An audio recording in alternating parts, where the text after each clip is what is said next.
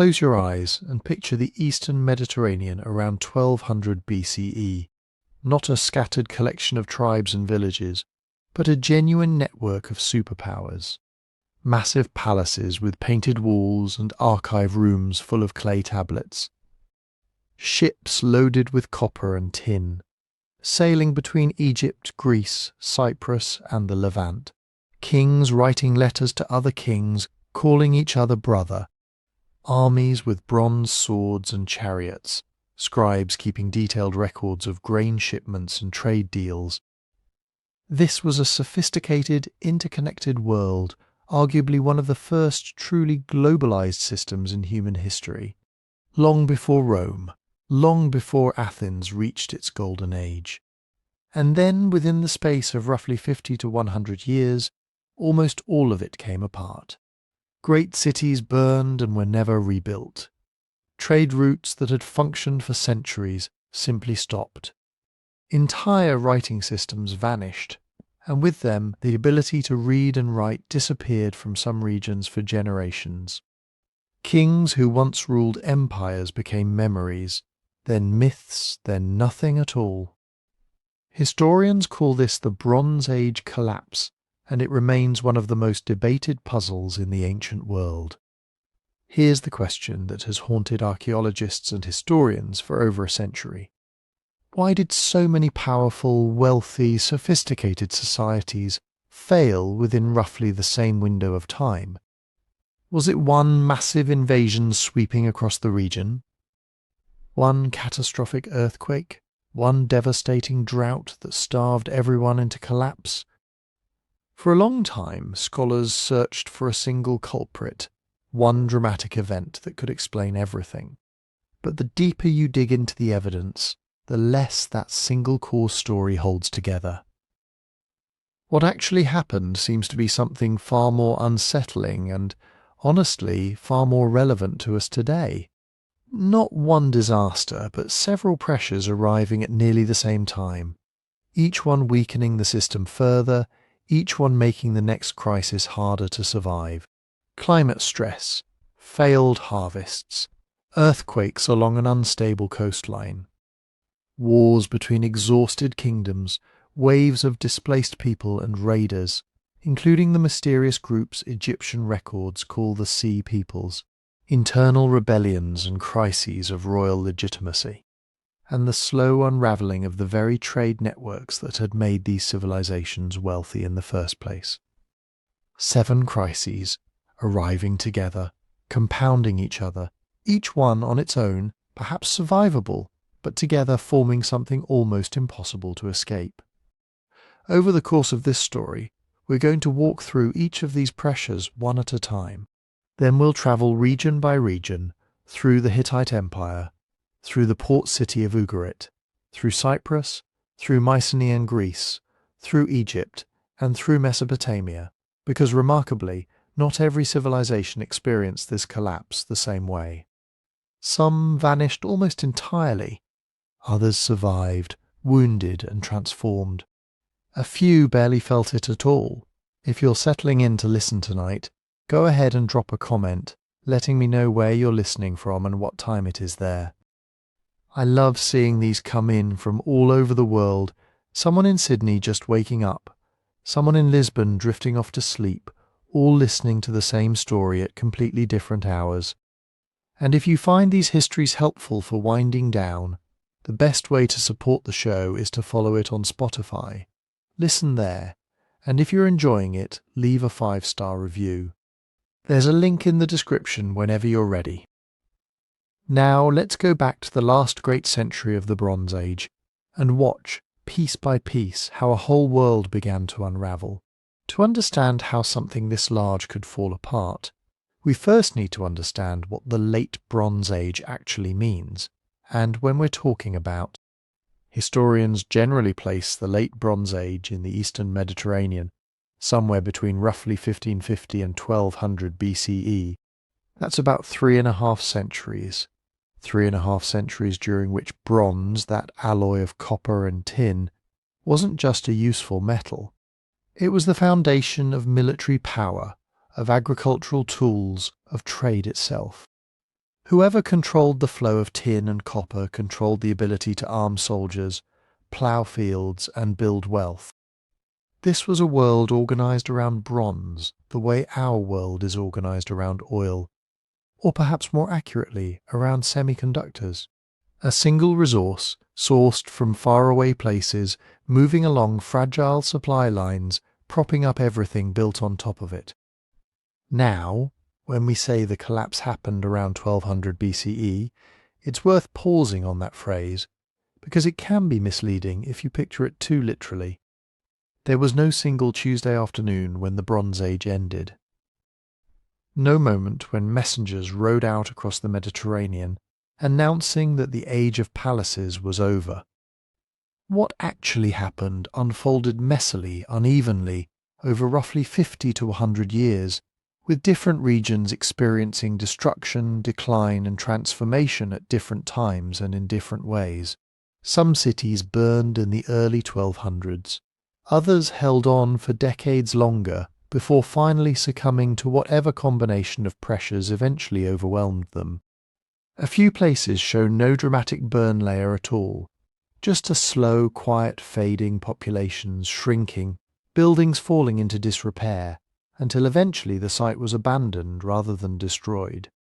So when historians use the date 1200 BCE, think of it less like a single event and more like the center point of a storm system, a rough marker around which most of the destruction clusters, even though the storm itself arrived at different coastlines at different times. To really appreciate what was ending, though, we need to look at who the major players were, because this wasn't a handful of isolated villages meeting the same unfortunate fate. This was a network of genuine great powers, several of which had spent centuries building sophisticated systems of governance, religion, trade, and warfare.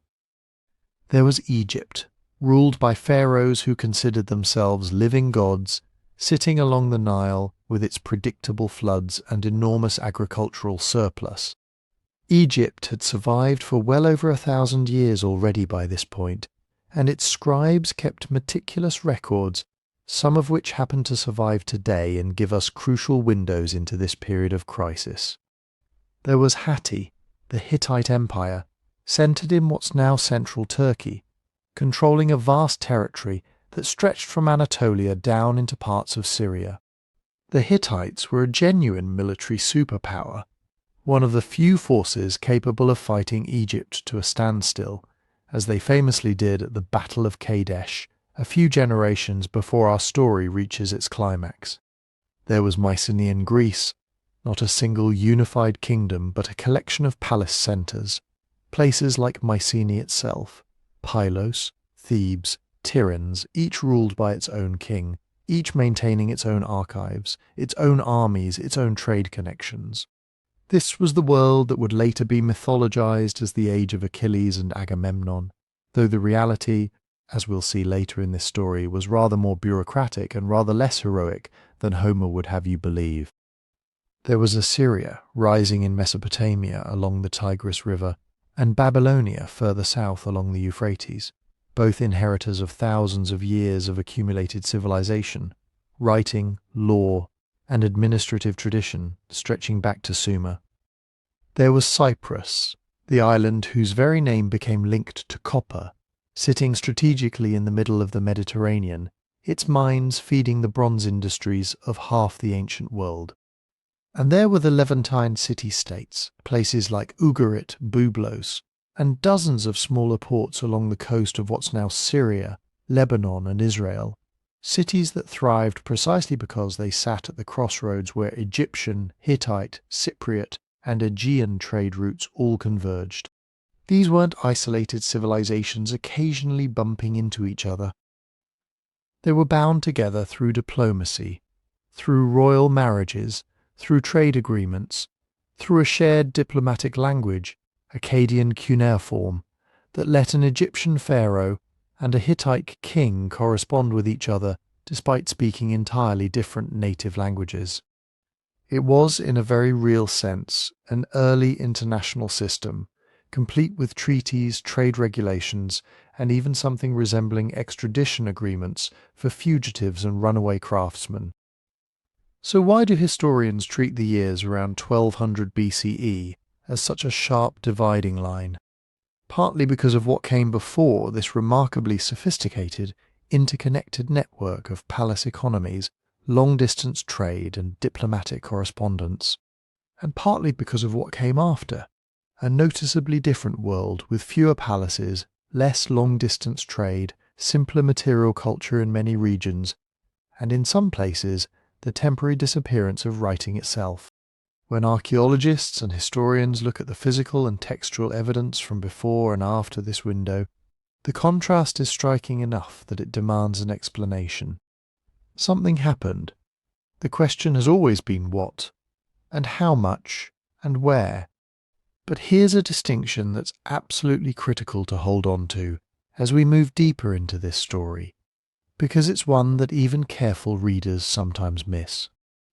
The collapse of palace institutions is not the same thing as the disappearance of entire populations. When we say Mycenaean Greece collapsed, we don't mean that every single person living in Greece around 1200 BCE vanished or died. We mean that the palace system, the elaborate bureaucratic structure of kings, scribes, tax collectors, and centralized redistribution networks, stopped functioning. People still lived on that land. They still farmed, still raised families, still buried their dead. But the layer of complex administration sitting on top of ordinary life, the layer that built monumental palaces, kept detailed written records, and organized long-distance trade, that layer thinned dramatically or disappeared entirely in many places. This distinction matters enormously, because it shapes how we should think about what collapse actually means. It wasn't necessarily the end of human life in these regions. In many cases, it was the end of a particular way of organizing that life, a top-heavy, highly interconnected system that had grown remarkably good at producing wealth and complexity, but had also, as we'll see, grown remarkably vulnerable to shocks. And in the century leading up to 1200 BCE, those shocks were about to arrive from multiple directions at once. And to see why those shocks could become so dangerous, picture the late Bronze Age not as a collection of separate kingdoms, each safely minding its own business behind mountains and deserts, but as a giant web stretched across the eastern Mediterranean and beyond. At the centre of that web was bronze. Bronze is made by combining copper with tin. Copper was relatively common by ancient standards. There were important copper sources in Anatolia, the Levant, and especially Cyprus, whose mines were so productive that the island became almost synonymous with the metal. But tin was another matter. Tin was scarce. It had to come from much farther away, perhaps from central Anatolia, Iran, Afghanistan, or even more distant regions connected through chains of traders that archaeologists can only partly reconstruct. That meant a sword made in Mycenaean Greece might depend on copper mined in Cyprus and tin that had travelled through several kingdoms before it reached an Aegean workshop. A spearhead carried by an Egyptian soldier could contain materials gathered from opposite ends of the known world. A farmer's sickle, a carpenter's chisel, a royal chariot fitting, a merchant's weights, a palace guard's armour, all depended on the same basic equation. Copper plus tin equals bronze. Remove either ingredient, and the entire system begins to struggle. This is easy to overlook because bronze sounds simple. It sounds like a material, a thing you pull from the ground and shape into tools. But bronze was really a supply chain, and supply chains are never just about objects. They are about ships, ports, merchants, guards, warehouses, taxes, scribes, translators, treaties, and people willing to trust that the next shipment will arrive. A Bronze Age kingdom needed miners to extract ore. It needed labourers to process it. It needed pack animals and wagons to carry it over land. It needed ships sturdy enough to cross open water. It needed port officials to receive cargo, guards to protect it, scribes to record it, and skilled metal workers to turn raw material into useful objects. And above all, it needed stability. A mine could be productive, a ship could be seaworthy, and a workshop could be full of skilled artisans. But none of that helped if warfare blocked a road, if pirates threatened the coast, or if a harvest failure left the workers too hungry to work. This is what made the palace economies of the Late Bronze Age so powerful. They were not simply royal residences where kings held feasts and displayed treasure. They were administrative machines. At Pylos in Greece, for example, clay tablets written in Linear B record astonishingly practical details. They list sheep, land, grain, textiles, bronze, perfume, religious offerings, and workers assigned to specific tasks. The tablets do not give us a complete picture of everyday life, and they mostly survive because fires baked them hard enough to preserve them. But they reveal a world in which palace officials were trying to keep track of almost everything that mattered to the state. How much grain had come in, who owed labour, which communities supplied men for military service. How much bronze was available, which craft specialists were working for the palace, what goods had to be sent out, and what goods might be expected in return. Egyptian, Hittite, and Mesopotamian states had their own versions of this system, each with local differences, but the basic principle was similar. Agricultural surplus flowed toward elite centres.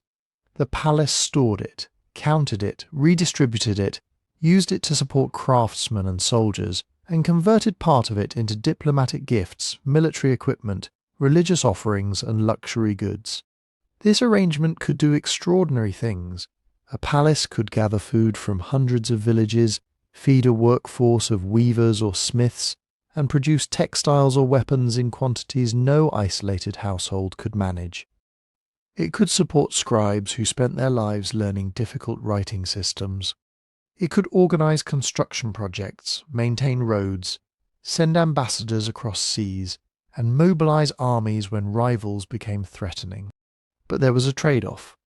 The more centralized the system became, the more people depended on it continuing to work. If a small farming village had a bad year, its neighbours might help, or it might tighten its belt and survive. But if a palace system was already collecting grain for taxes, supporting administrators, maintaining garrisons, supplying workshops and meeting obligations to foreign allies, then a bad harvest became more than a local hardship. It became an accounting problem, a political problem, a military problem, and eventually a legitimacy problem. The palace had promised order. It had promised protection. It had promised that the granaries would not run empty. And behind that promise stood ships. The sea was the great highway of the Late Bronze Age. Travelling by land was possible, of course, but it was slow, expensive, and dangerous, especially for heavy bulk goods.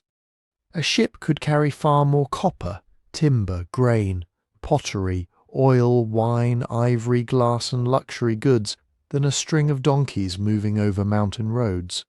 From the Aegean, ships travelled east toward the coast of Anatolia. From Anatolia, routes reached the Levant.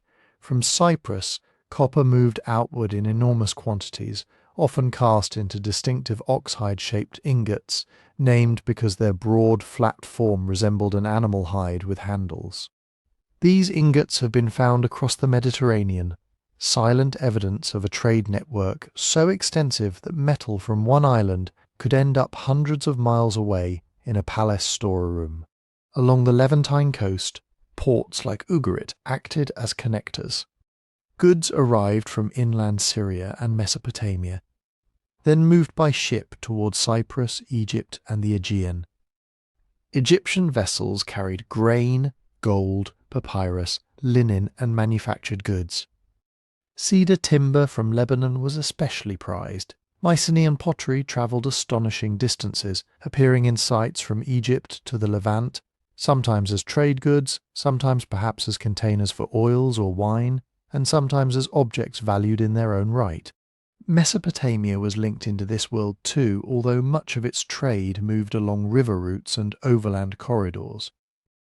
Babylonian and Assyrian courts exchanged messages, gifts, and goods with rulers, far beyond their immediate borders.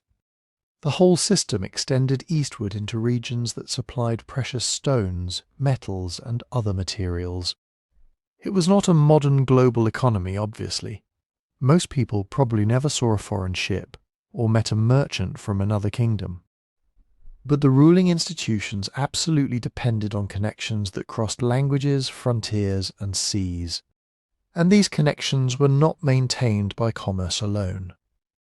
The kings of the Late Bronze Age knew one another. Not personally in every case, but politically. They wrote letters.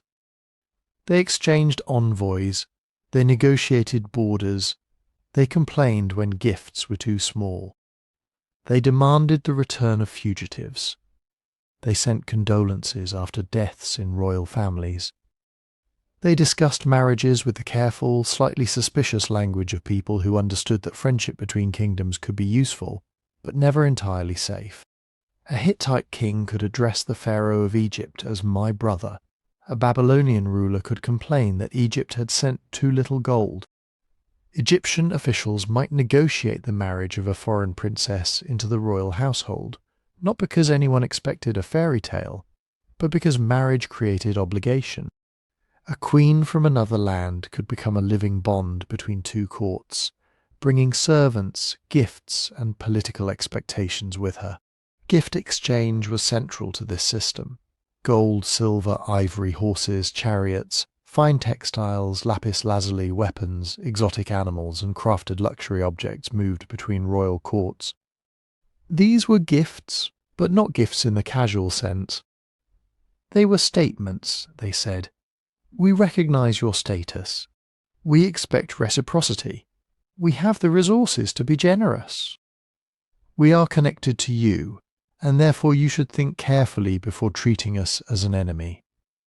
It was diplomacy wrapped in treasure. For centuries, this system worked well enough. Rival kingdoms fought.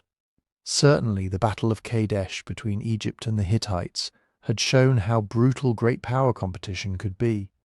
But afterward the two states made peace, exchanged royal marriages, and maintained relations. The network bent. It did not break, but this is where the strength of the Late Bronze Age world became inseparable from its weakness. A highly connected system can share prosperity. It can also share disaster. If copper shipments from Cyprus were interrupted, workshops in distant kingdoms could feel the effects. If drought reduced grain supplies in one region, hungry people might migrate toward another.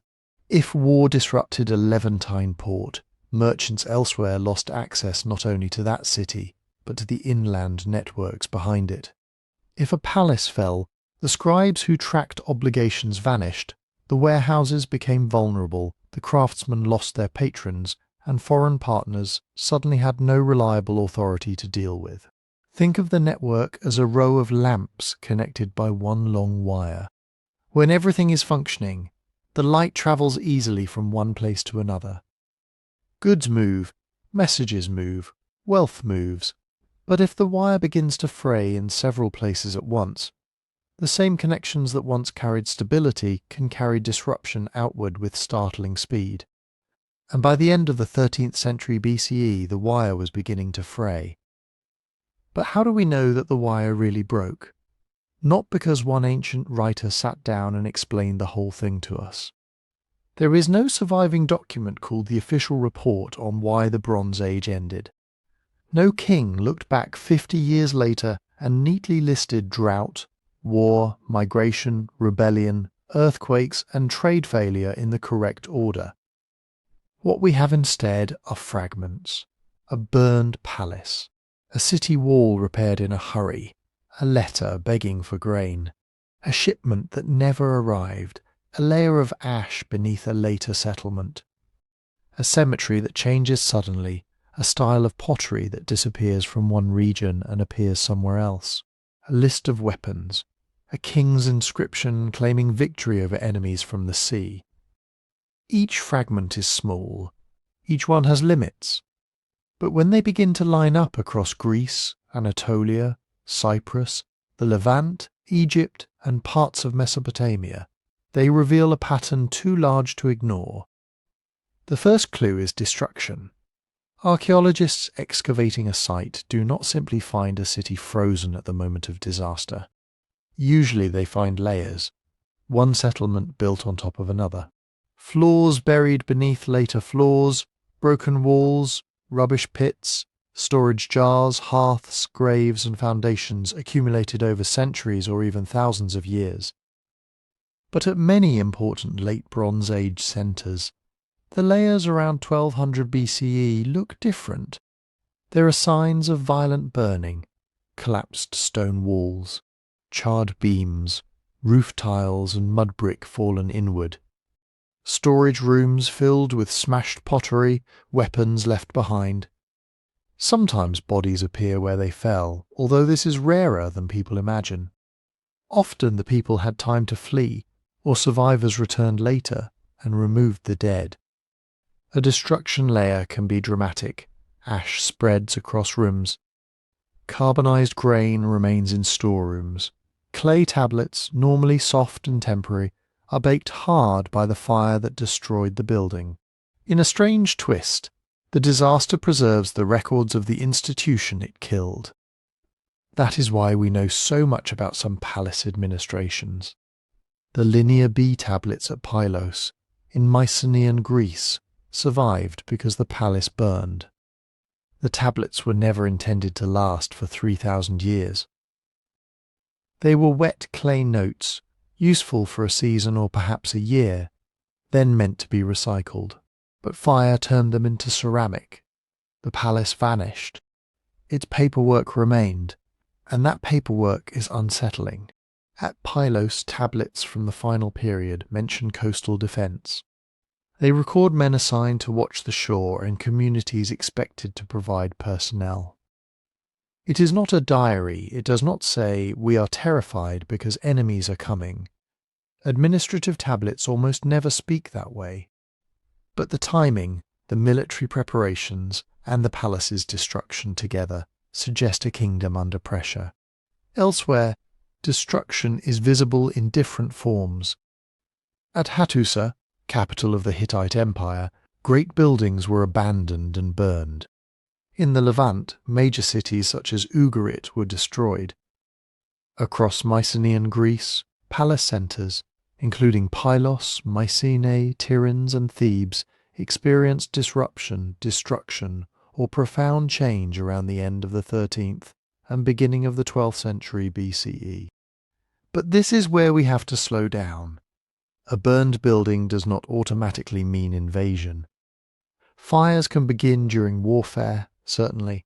They can also result from accident, rebellion, earthquake damage, deliberate abandonment, or later people stripping a site for materials. A city wall does not tell us who attacked it. A broken sword does not tell us whether it was used by a raider, a soldier, or someone fleeing with household possessions. Archaeology gives us evidence. Interpretation comes afterward. And the evidence is uneven. Some places were excavated long ago with methods that would now seem crude. Some sites lie beneath modern cities. Others have been damaged by erosion, farming, looting, or war. A palace may have burned spectacularly and left thousands of records. Another palace may have been abandoned quietly. Its tablets dissolved in rain. Its wooden archives rotted away. Its final days almost completely erased. This creates a strange problem. The places that burned can sometimes speak more clearly than the places that survived. The same is true of written evidence. The late Bronze Age was full of scribes, but writing was mostly controlled by palaces, temples, and elites. Farmers did not usually leave letters describing their hunger. Sailors did not normally write down every storm. Refugees rarely recorded what it felt like to leave home with children, animals, and whatever they could carry. What survives is mostly the voice of the state, and even that voice is incomplete. From Ugarit on the Syrian coast, we have letters written in the final days before the city's destruction. They are among the most haunting documents of the age. One message refers to enemy ships being sighted. Another suggests that Ugarit's own fleet was away, perhaps assisting the Hittites elsewhere. The city appears exposed, asking for help while danger approached by sea. These letters do not explain the entire Bronze Age collapse. They do not prove that one single group destroyed every kingdom in the eastern Mediterranean. But they offer something rare, a glimpse of a functioning state suddenly realizing that it might not be able to protect itself. Hittite texts speak of grain shortages, military campaigns, restless borderlands, and the difficulty of holding together a large empire. Egyptian inscriptions describe conflicts with groups later called the Sea Peoples, people who arrived by land and sea during the reigns of Merneptah and Ramesses III. Egyptian reliefs show ships, chariots, warriors, women and children.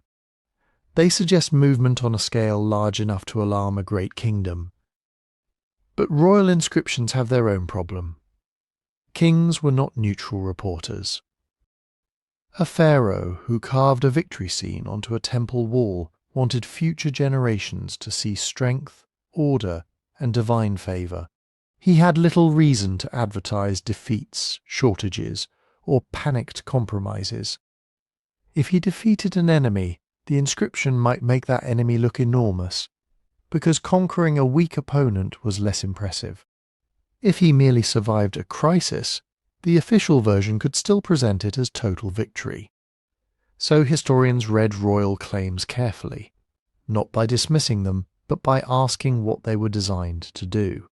Then there is pottery, which may sound less exciting than armies and burning cities, but is often more useful. Pottery styles change over time. A certain shape of bowl, a painted decoration, a cooking pot made with a particular clay recipe. These can help archaeologists trace connections between communities and identify broad periods of occupation. When palace systems collapsed, the pottery record often changes too. Imported luxury ceramics become less common in some places. Local styles replace standardized palace-era production. Long-distance trade appears to shrink. In some regions, people continue making familiar forms.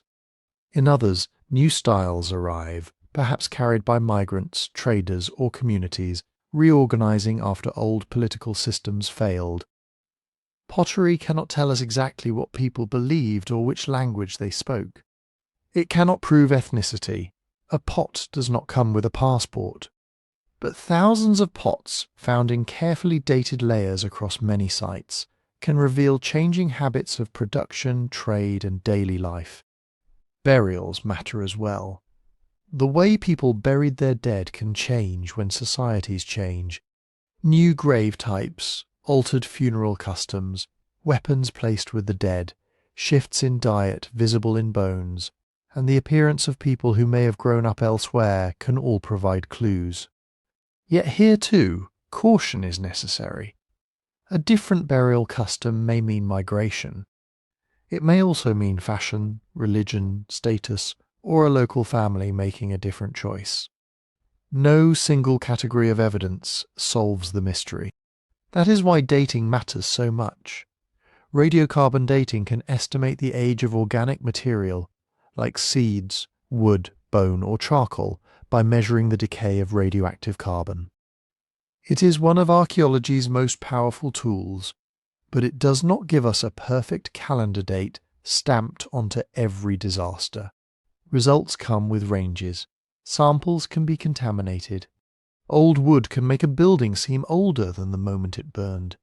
And around the late 2nd millennium BCE, the radiocarbon calibration curve has complications that can make narrow dating difficult.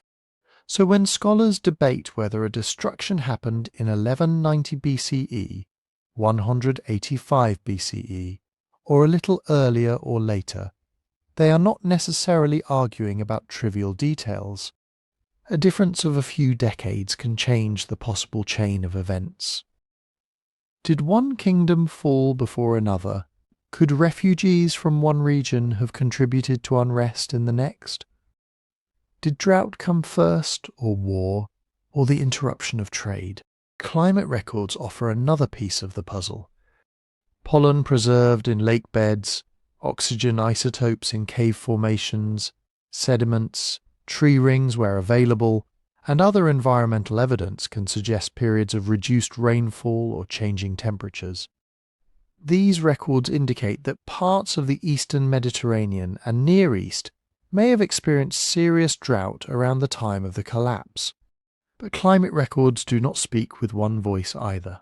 Conditions varied from region to region. A dry period in one valley does not mean every kingdom suffered equally. And drought does not mechanically produce collapse. People can adapt to dry years. They can store grain, change crops, move herds, import food, or reduce demands on the poor.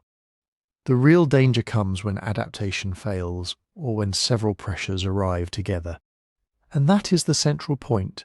Scholars can disagree about whether a particular city was destroyed by invaders, rebels, earthquake, accidental fire, or abandonment. They can debate the exact date of a drought, the identity of the sea peoples, and the scale of migration. They can argue, sometimes fiercely, about which crisis mattered most. But the broad disruption is difficult to deny. Major palace centres disappeared. International trade contracted. Writing systems vanished from some regions. Populations shifted. States that had dominated the eastern Mediterranean for centuries either fell apart or survived only by changing beyond recognition. Something enormous happened. The question is not whether the late Bronze Age world was disrupted. The ash layers, abandoned palaces, anxious letters, altered trade patterns, and broken political map all point in the same direction. The question is why so many parts of the system failed at once. And to answer that, we have to begin with the pressure that may have made every other problem worse. The climate was changing. Not necessarily in one sudden, perfectly timed event that swept across every kingdom from Greece to Egypt. The ancient eastern Mediterranean was too large, too varied, too full of mountains, islands, river valleys, and local weather patterns for that simple picture. But across parts of the region, several lines of evidence suggest that the late 13th and early 12th centuries BCE included episodes of increasing dryness. Less dependable rain, shorter wet seasons, drier soils, rivers and springs under pressure. Years when the harvest came in smaller than expected, followed perhaps by another year that was worse. For a modern state with highways, railways, refrigeration, international markets, and emergency relief, a bad growing season is serious, but manageable. For a Bronze Age kingdom, even a modest run of dry years could become dangerous very quickly. Most people still depended on grain grown close to home. Barley and wheat needed rain at the right time. Olive trees could survive harsh conditions better than grain, but they did not produce miracles. Grapes, legumes, flax, pasture for sheep and cattle, all depended on a balance of water, soil, and season. A dry spring could weaken a crop. A failed autumn rain could make planting difficult. A hot summer could shrink yields further, and if the problem returned year after year, families began using up the reserves meant to protect them. This is the first thing to understand about drought in the Bronze Age. It was not simply about thirsty people looking at an empty river. It was about systems. A palace economy depended on food moving from villages into central storehouses. Farmers paid taxes in grain, oil, livestock, labour, and manufactured goods. Those taxes fed palace workers, soldiers, scribes, craft specialists, priests, diplomats, and the royal household. They also supplied armies on campaign and ships at sea. Grain was not just food, it was wages, political power, military logistics, and social stability stored inside a clay jar. When rain became unreliable, every part of that arrangement came under strain. But how can anyone know what the weather was doing more than 3,000 years ago? The answer is that ancient climate leaves traces, although none of them are as simple as an old thermometer reading. One important source is pollen. Plants release pollen in enormous quantities. Some of it settles into lakes, marshes, and other wet places where layers of mud slowly build up over centuries. Buried deep in those layers, pollen grains can survive. Under a microscope, researchers can identify pollen from grasses, trees, cereal crops, and other plants. If the balance changes over time, it may suggest changes in vegetation, farming activity, or moisture. For example, a decline in pollen from moisture-loving trees combined with signs of more drought-tolerant plants may point toward drier conditions. A reduction in cereal pollen might indicate that farming contracted, though that could happen for many reasons. War, migration, abandonment, and changing land use can all alter the landscape too. So pollen is valuable, but it does not whisper a single certain answer. It gives us a pattern that has to be compared with other evidence. Caves offer another strange archive. In some caves, mineral-rich water drips from the ceiling and slowly forms stalagmites rising from the floor, or stalactites hanging above. These deposits grow layer by layer. Their chemical composition can preserve clues about rainfall and the movement of water through the soil and rock overhead. Scientists study tiny variations in oxygen isotopes and other elements within them, building a record of wetter and drier periods. A cave deposit cannot tell us what happened to one farmer in one village during one terrible summer. But it can sometimes show that, over decades or centuries, the wider climate was becoming less favourable. Lake sediments provide another record. During wet periods, lakes may be deeper, their shorelines broader, their sediments altered by runoff. During dry periods, water levels can fall. Dust may become more common. The kinds of tiny organisms living in the lake can change. Salt levels may rise in some places. Ancient lake beds preserve these shifts like a slow-moving environmental diary. And then there are tree rings. Where suitable ancient wood survives, trees can offer remarkably precise evidence. Many trees grow one ring each year. In favourable conditions, rings may be wider. In dry or stressful years, they may be narrow. By matching ring patterns from living trees with older wood, researchers can sometimes extend climate chronologies far back into the past. But tree ring evidence is not available everywhere. Wood decays. Ancient timbers are often reused. Different species respond differently to rainfall and temperature. And a narrow ring can reflect several kinds of stress, not drought alone. This is the rhythm of climate reconstruction. No single record proves everything. Pollen, cave deposits, lake sediments, tree rings, and archaeological evidence are laid beside one another. Researchers ask whether the signals broadly agree. They look for dates, overlaps, contradictions, and regional differences. And in the Eastern Mediterranean, around the time of the Bronze Age collapse, many scholars see signs of serious aridity in at least some areas. Some studies point to a prolonged dry interval, often called the 3.2 kiloyear event, roughly centered around 1200 BCE. Other researchers are more cautious about its timing, duration, or geographic reach. The evidence does not show a single identical drought descending evenly over Greece, Anatolia, Cyprus, the Levant, Egypt, and Mesopotamia like a dark blanket. It may have been patchy. One valley may have received enough rain while the next suffered.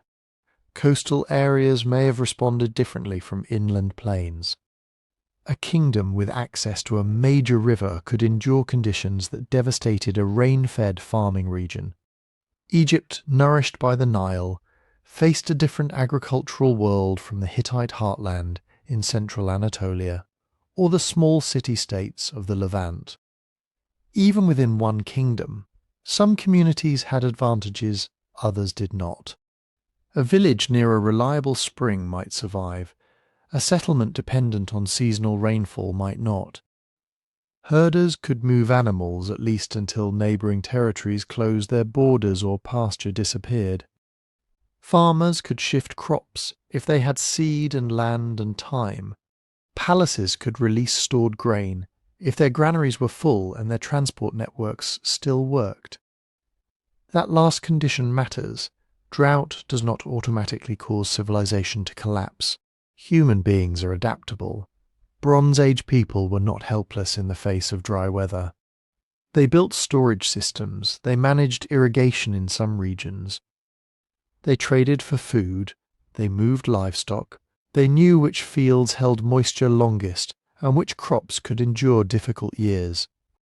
But adaptation costs resources. A single poor harvest can be endured.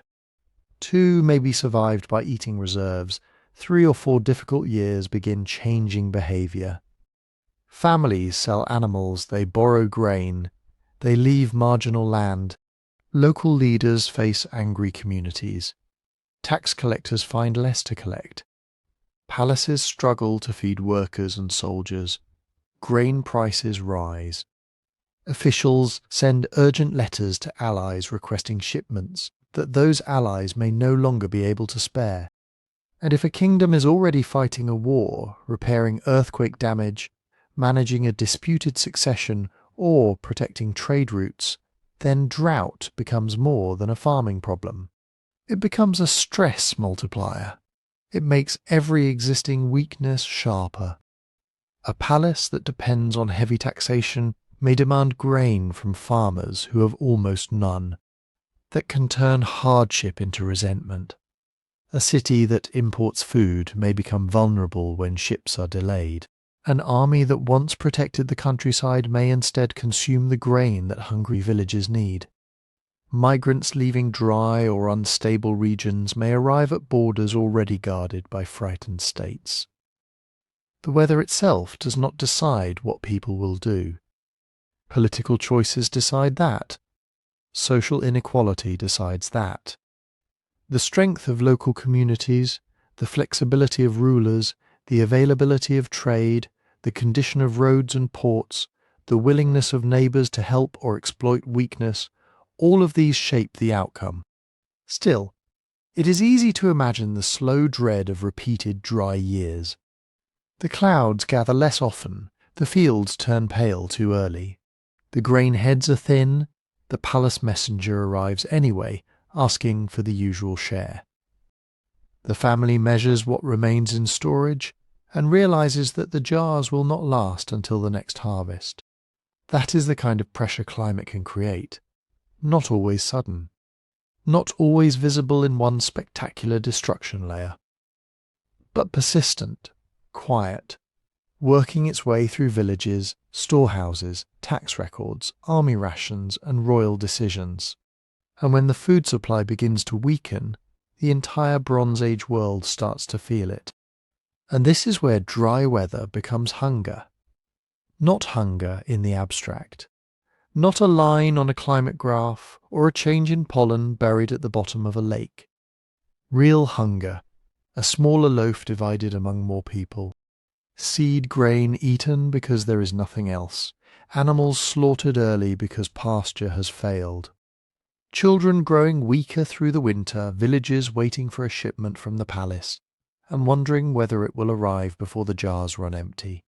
The great kingdoms of the late Bronze Age were built around the assumption that harvests, while never perfect, would be predictable enough. Every year, grain flowed inward. Farmers brought part of their crops to local officials. Local officials sent grain onward to regional centres. Regional centres supplied the palace. From there, the grain flowed back out again, carefully measured, recorded, and distributed to people who did not farm for themselves. Scribes received grain rations. Potters and bronzesmiths received grain rations. Textile workers, guards, chariot crews, priests, messengers, dock workers, and members of the royal household received grain rations. So did soldiers. This was one of the basic engines of palace civilization. The palace did not simply rule because a king sat on a throne. It ruled because it could gather resources, store them, and redistribute them. It could feed people, and by feeding people it could command labour, build fortifications, equip armies, sponsor temples, and reward loyal officials. Grain was the fuel inside the machine. That is why a poor harvest was not merely a rural problem. It threatened the centre of power itself. Picture a palace city with thousands of people living within and around it. Many are administrators, craftsmen, traders, labourers, servants, and soldiers. They may have gardens, perhaps animals, perhaps family land outside the city. But they cannot all abandon their work and become farmers when the grain supply shrinks.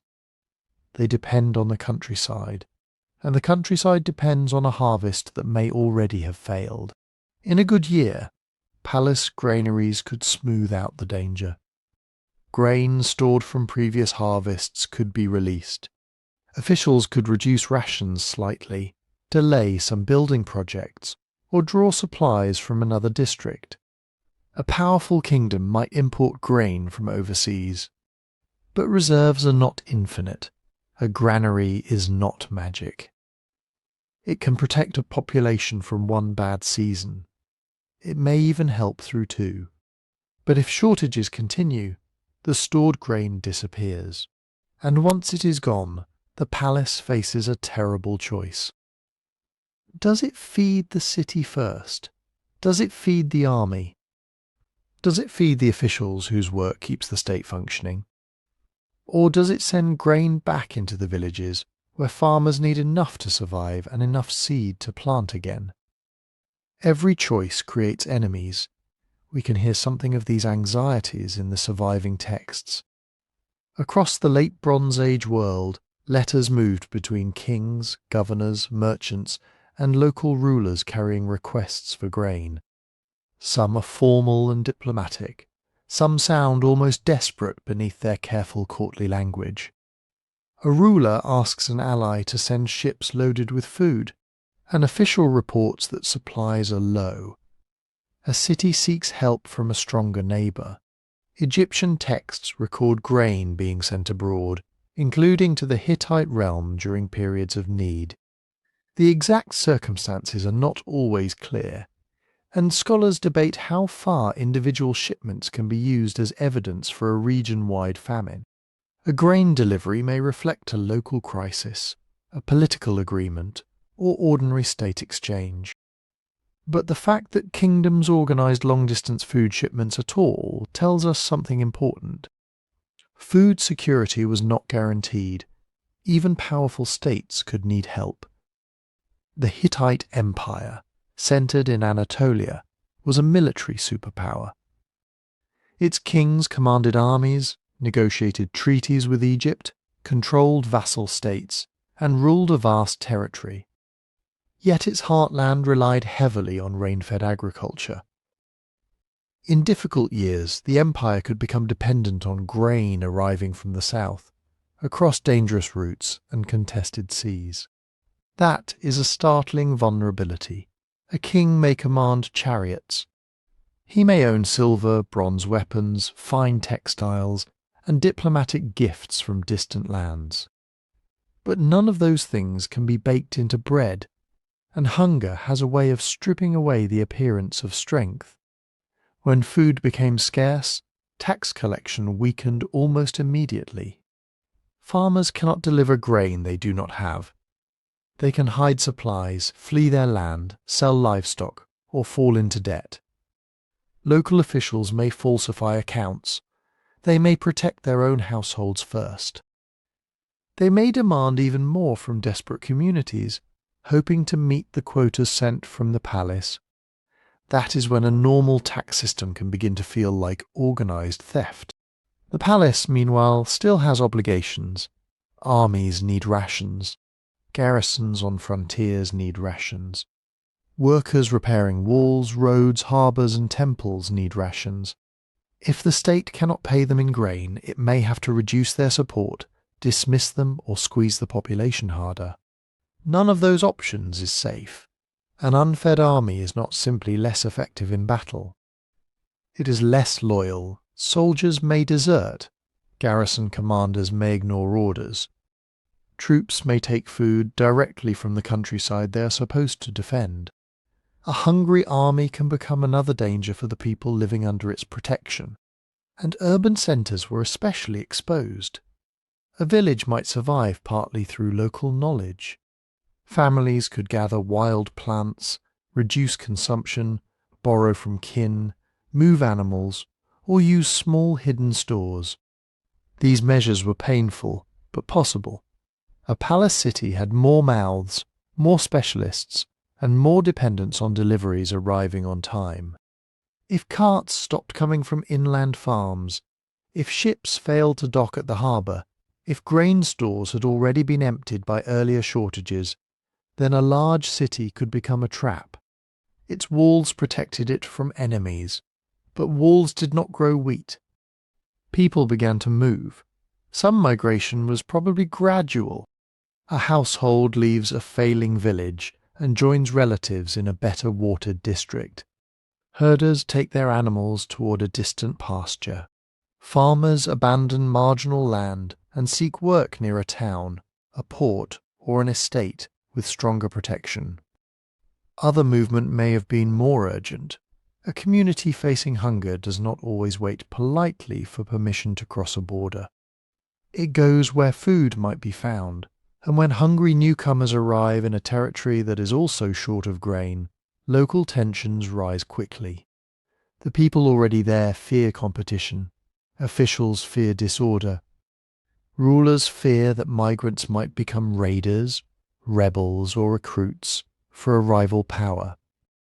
This does not mean every migrant was an invader or that every hungry person became violent. Most were likely families making grim, practical decisions. But scarcity makes trust difficult. It turns ordinary movement into a political emergency, and it sharpens every older grievance.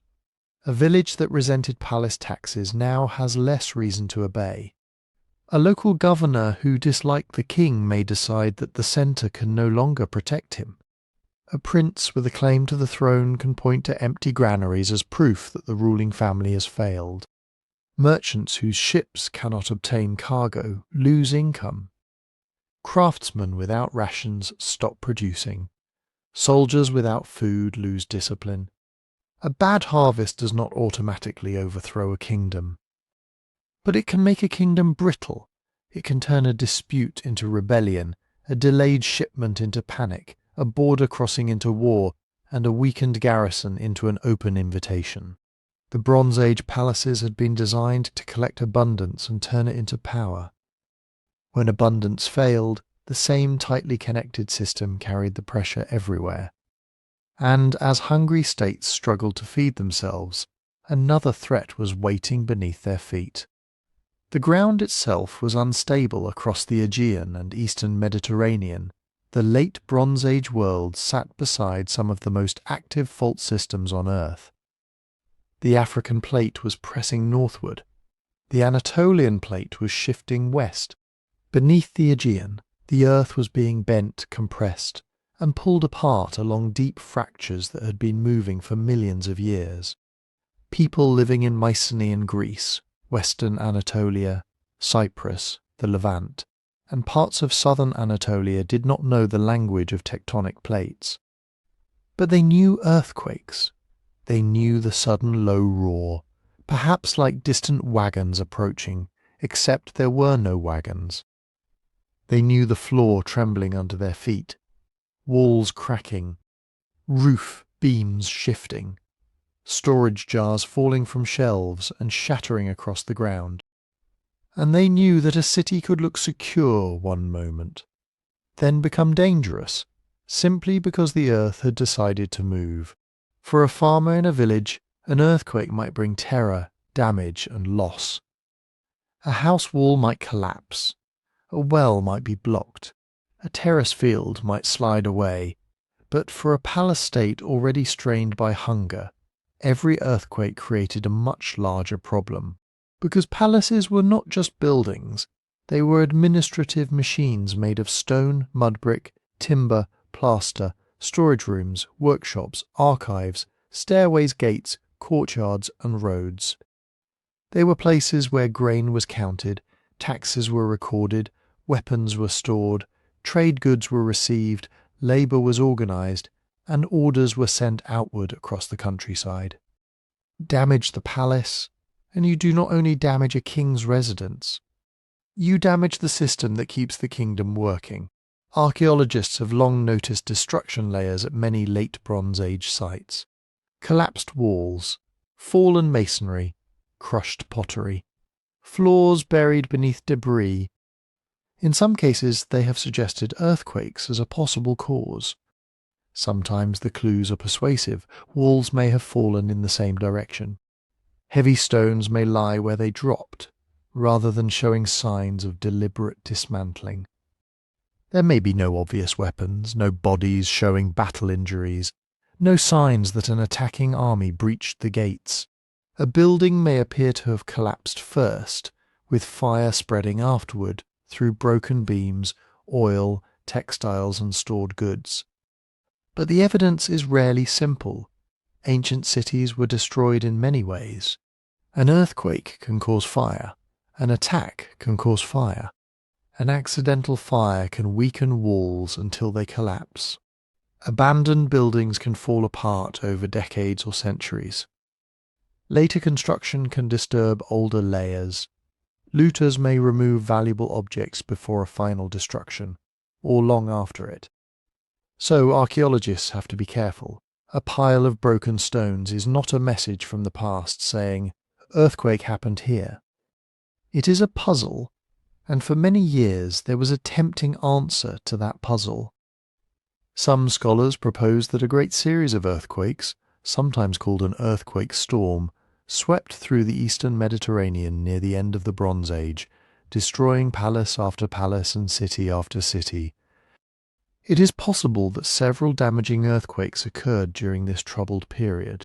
In a region of active faults, that would not be surprising at all. But the stronger version of the theory, the idea that earthquakes explain nearly every burned city and every fallen kingdom, does not hold up very well. The destruction dates do not all line up perfectly. Some places fell earlier, others later, some survived. Some were rebuilt, and many destruction layers contain evidence that points toward violence, abandonment, political breakdown, or fire rather than a simple collapse from shaking ground. The earth may have been one cause among several. It was not the whole explanation. Still, even a single earthquake could be devastating in exactly the wrong moment. Imagine a fortified hilltop centre in Mycenaean Greece. Its walls have stood for generations. Inside are storerooms full of jars, workshops, royal rooms, staircases, drains, and records written on clay tablets. Then the ground convulses, parts of the wall crack. A gateway is damaged, stone blocks shift out of place, roofs fall into rooms below, hundreds of storage jars break, grain is scattered, exposed to dampness, pests, and theft. Water channels are damaged. A workshop becomes unusable. Workers are injured. Roads leading to the site are blocked by fallen stone or landslides. The palace can rebuild in a good year. Perhaps it can. The ruler orders labourers to repair the walls. Stone masons are summoned. Timber is cut. Carters bring supplies. Officials redirect grain rations to the work crews. The damage is expensive, but manageable. But what if the harvest has already failed? What if grain is scarce, labourers are hungry, and the countryside is restless? What if the army is needed on a frontier? What if merchants are delaying voyages because piracy or war has made the sea unsafe? Then repairs compete with everything else. Every beam used to rebuild a roof is a beam not used for ships, carts, or defences. Every worker repairing a collapsed storeroom is a worker not harvesting, guarding a road, or making weapons. Every jar of grain issued to labourers is grain not sent to a garrison or a hungry village. And if another earthquake comes a few years later, the costs multiply. This is the crucial point. A palace administration did not need to be flattened in one dramatic night to be weakened by earthquakes. Repeated damage could exhaust it slowly, a cracked wall patched 1 year, a damaged harbour repaired the next, a storage complex rebuilt after that, a road cleared after a landslide, a temple restored to calm fearful subjects and reassure the gods. Each response required resources. Each response required trust. And trust was becoming expensive. Ports were especially vulnerable. Many Bronze Age kingdoms depended on coastal landing places, warehouses, quays, and sheltered anchorages. An earthquake could damage masonry, trigger rockfalls, disrupt freshwater springs, or alter a shoreline just enough to make docking more difficult. A harbour did not have to vanish beneath the sea to become less useful. A damaged quay, a blocked approach, or a frightened workforce could delay the ships carrying grain, copper, timber, and messages. In a world already running short of food, delays mattered. A kingdom can survive a bad harvest. It can survive a damaged wall. It can survive a disrupted port. But surviving all three at once is much harder. And there was another effect, quieter but just as important. Earthquakes could reveal weakness. A cracked fortress tells neighbouring rulers that a city may be vulnerable. A collapsed storehouse tells local people that the palace cannot protect its own supplies. A damaged road means a garrison may not arrive quickly. A ruler who demands more labour for repairs may look less like a protector and more like another burden. Disaster changes calculations. It makes enemies bolder. It makes allies uncertain. It makes ordinary people wonder whether the old order still has the power to hold. The late Bronze Age collapse was not caused by the earth moving beneath every city. The evidence does not allow such a simple answer.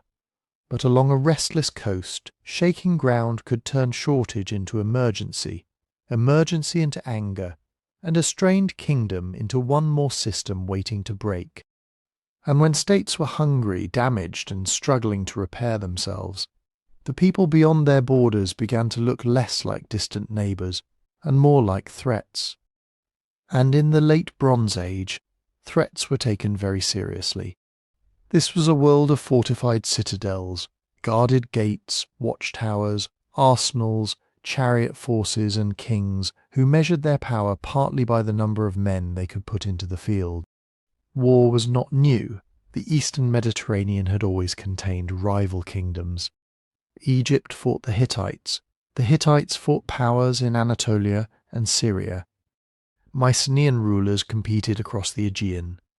City-states along the Levantine coast made alliances, paid tribute, changed loyalties, and watched larger empires carefully. But war in this period had a particular shape. At the centre of many armies stood the chariot.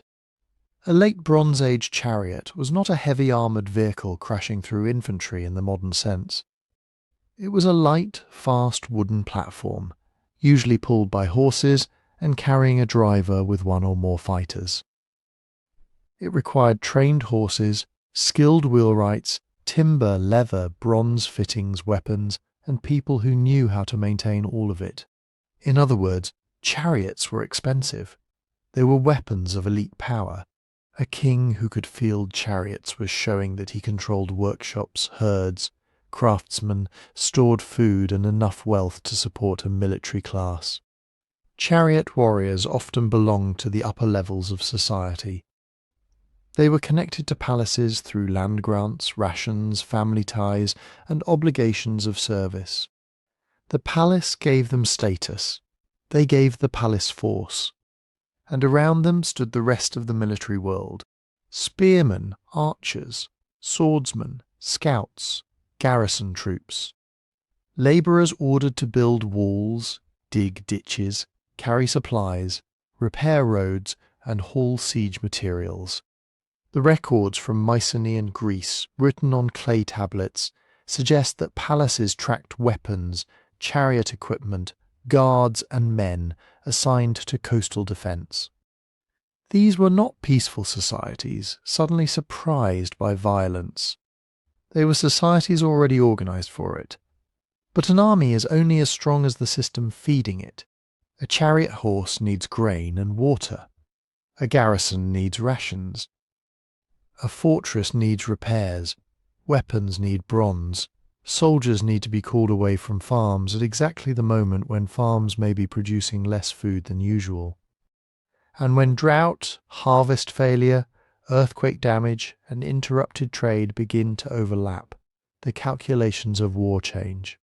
A border dispute that might once have been settled by negotiation can become a raid. A raid can become a campaign. A neighbouring ruler who has heard that your grain stores are low, your walls are cracked, or your troops are unpaid, may decide that this is the moment to test you. Not because people in the Bronze Age suddenly became more violent than before, but because scarcity makes risk look different. Imagine two kingdoms separated by a mountain pass or a narrow strip of farmland. In better years they trade livestock, exchange gifts, marry into each other's ruling families, and maintain an uneasy peace.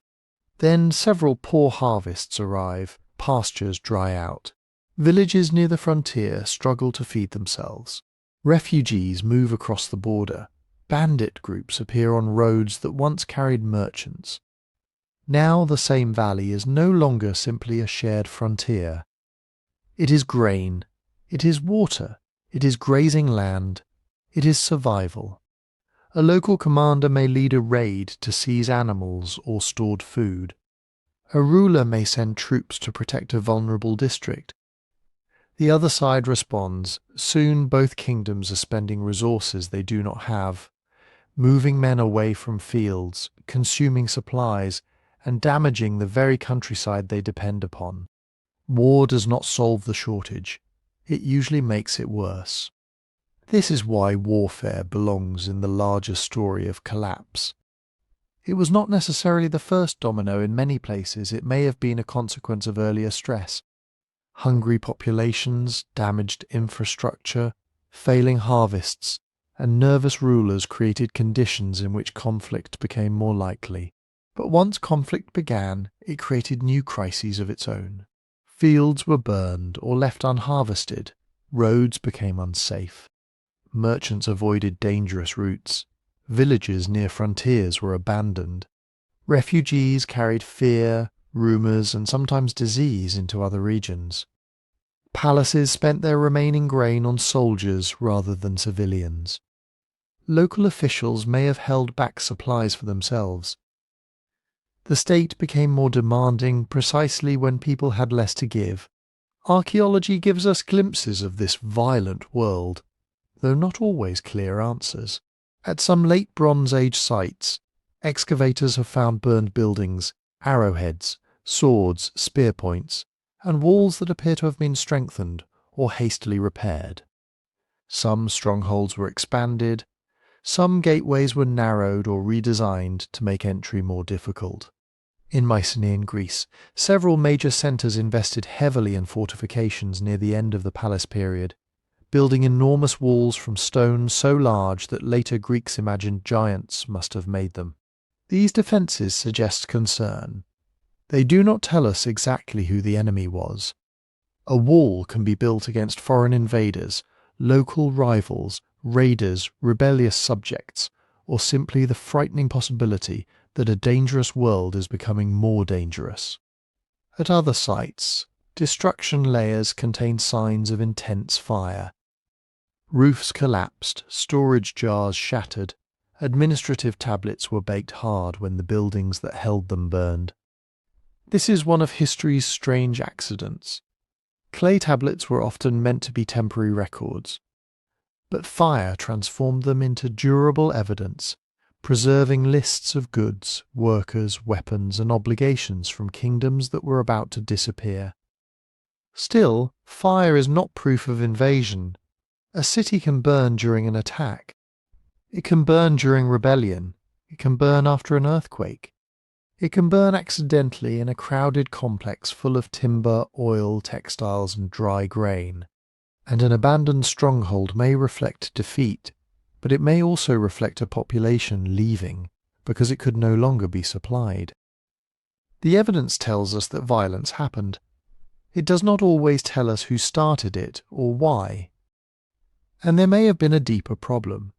The military systems of the late Bronze Age were designed for a certain kind of war.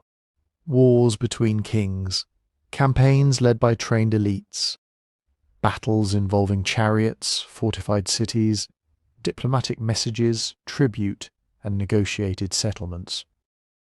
They worked best when governments could still collect taxes, feed specialists, maintain roads, command labour, and communicate over long distances.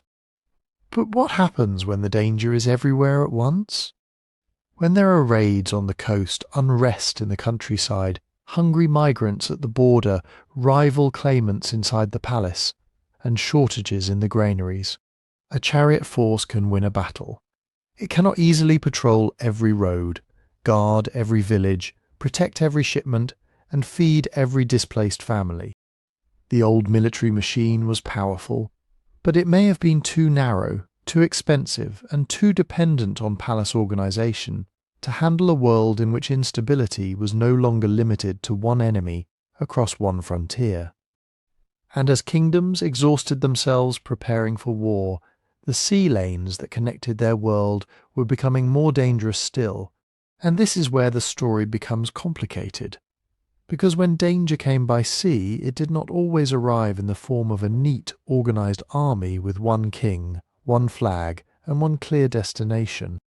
The Egyptian records describe groups that modern historians often call the Sea Peoples. The name sounds simple, almost too simple.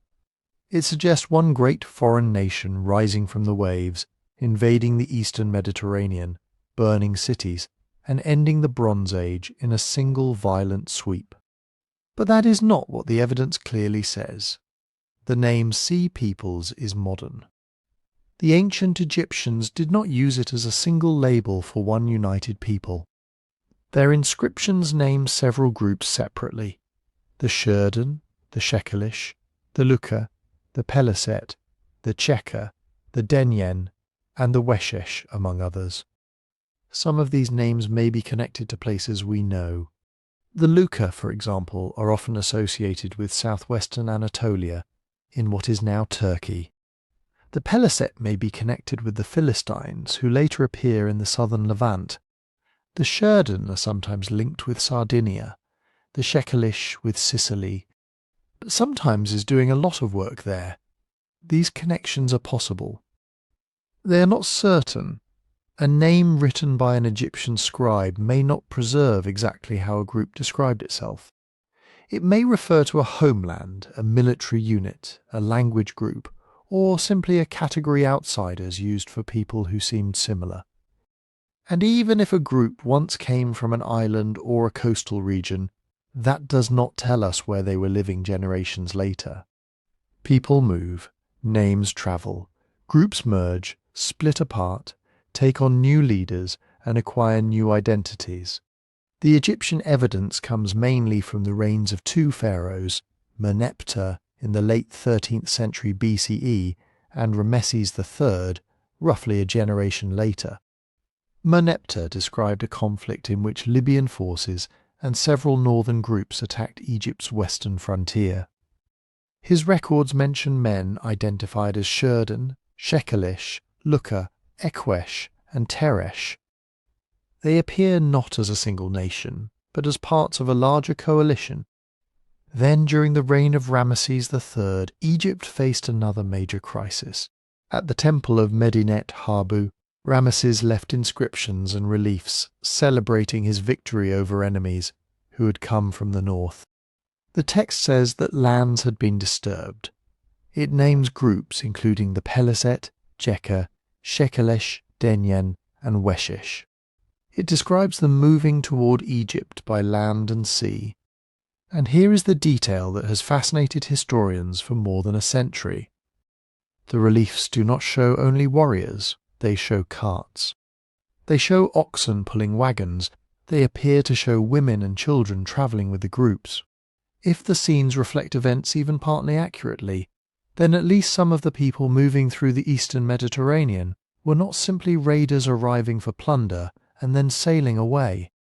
They may have been displaced communities, families carrying what they could salvage, animals needed for food, transport and breeding, carts loaded with possessions, people searching for land, grain, security, or a place beyond the reach of famine and war.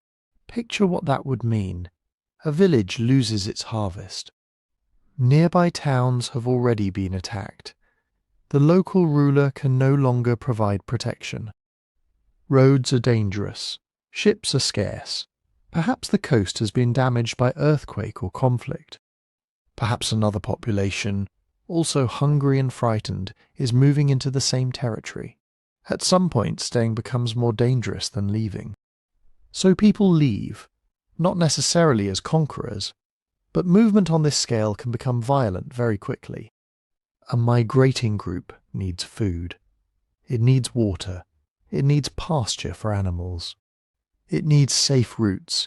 If a fortified town refuses entry, if local farmers protect their grain, if an army blocks the road, then negotiation can become a raid. And a raid can become a battle.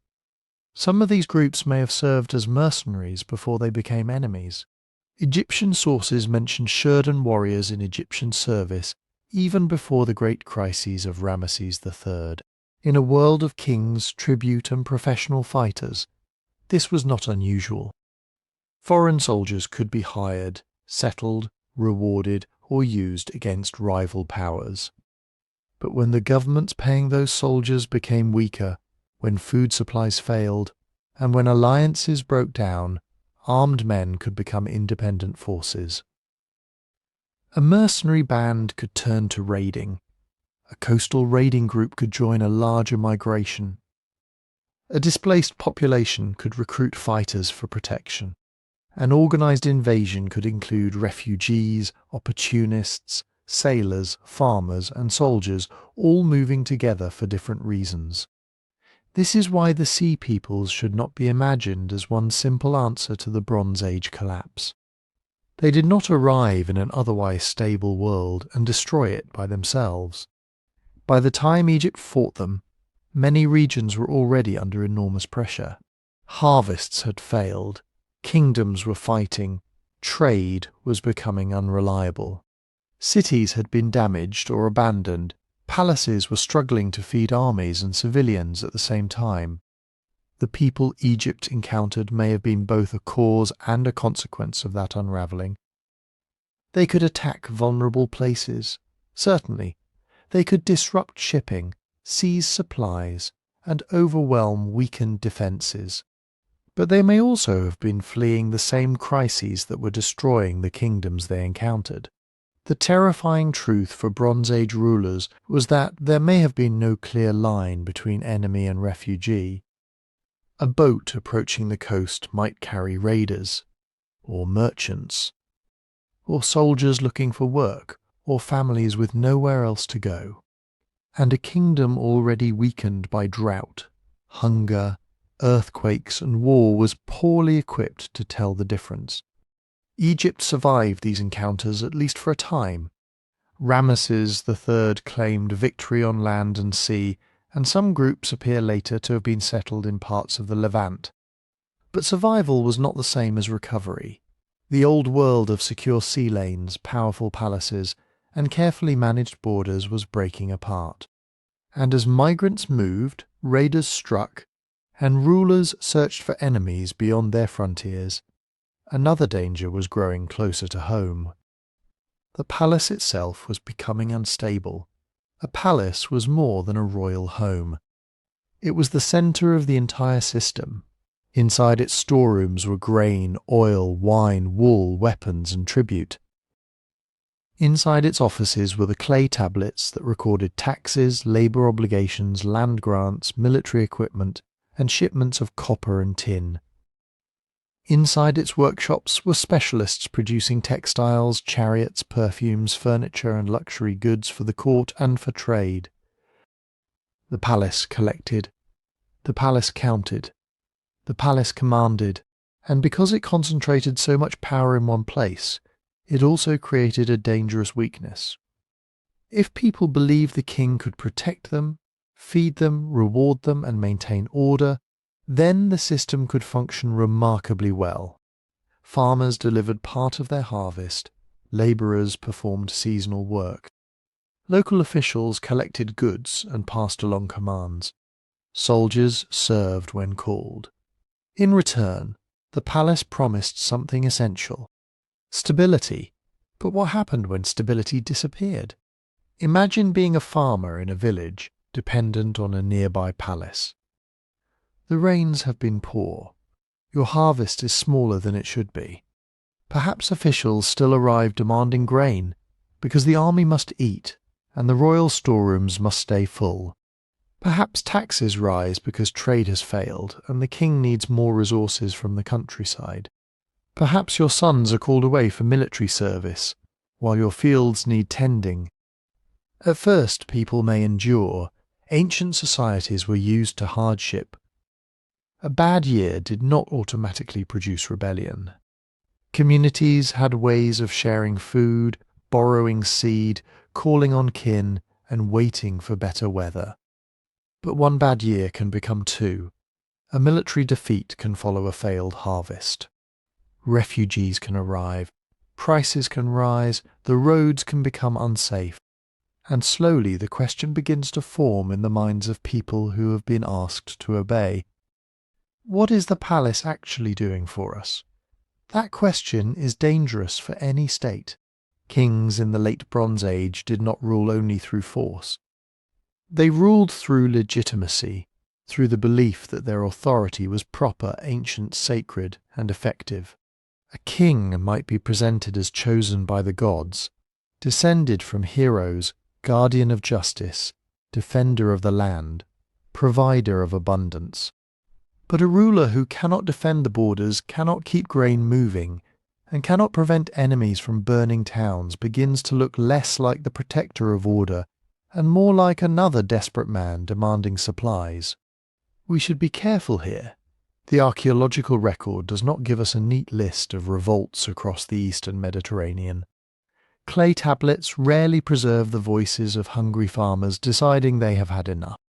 A burned palace does not come with a label saying, "Destroyed by local rebellion at dawn."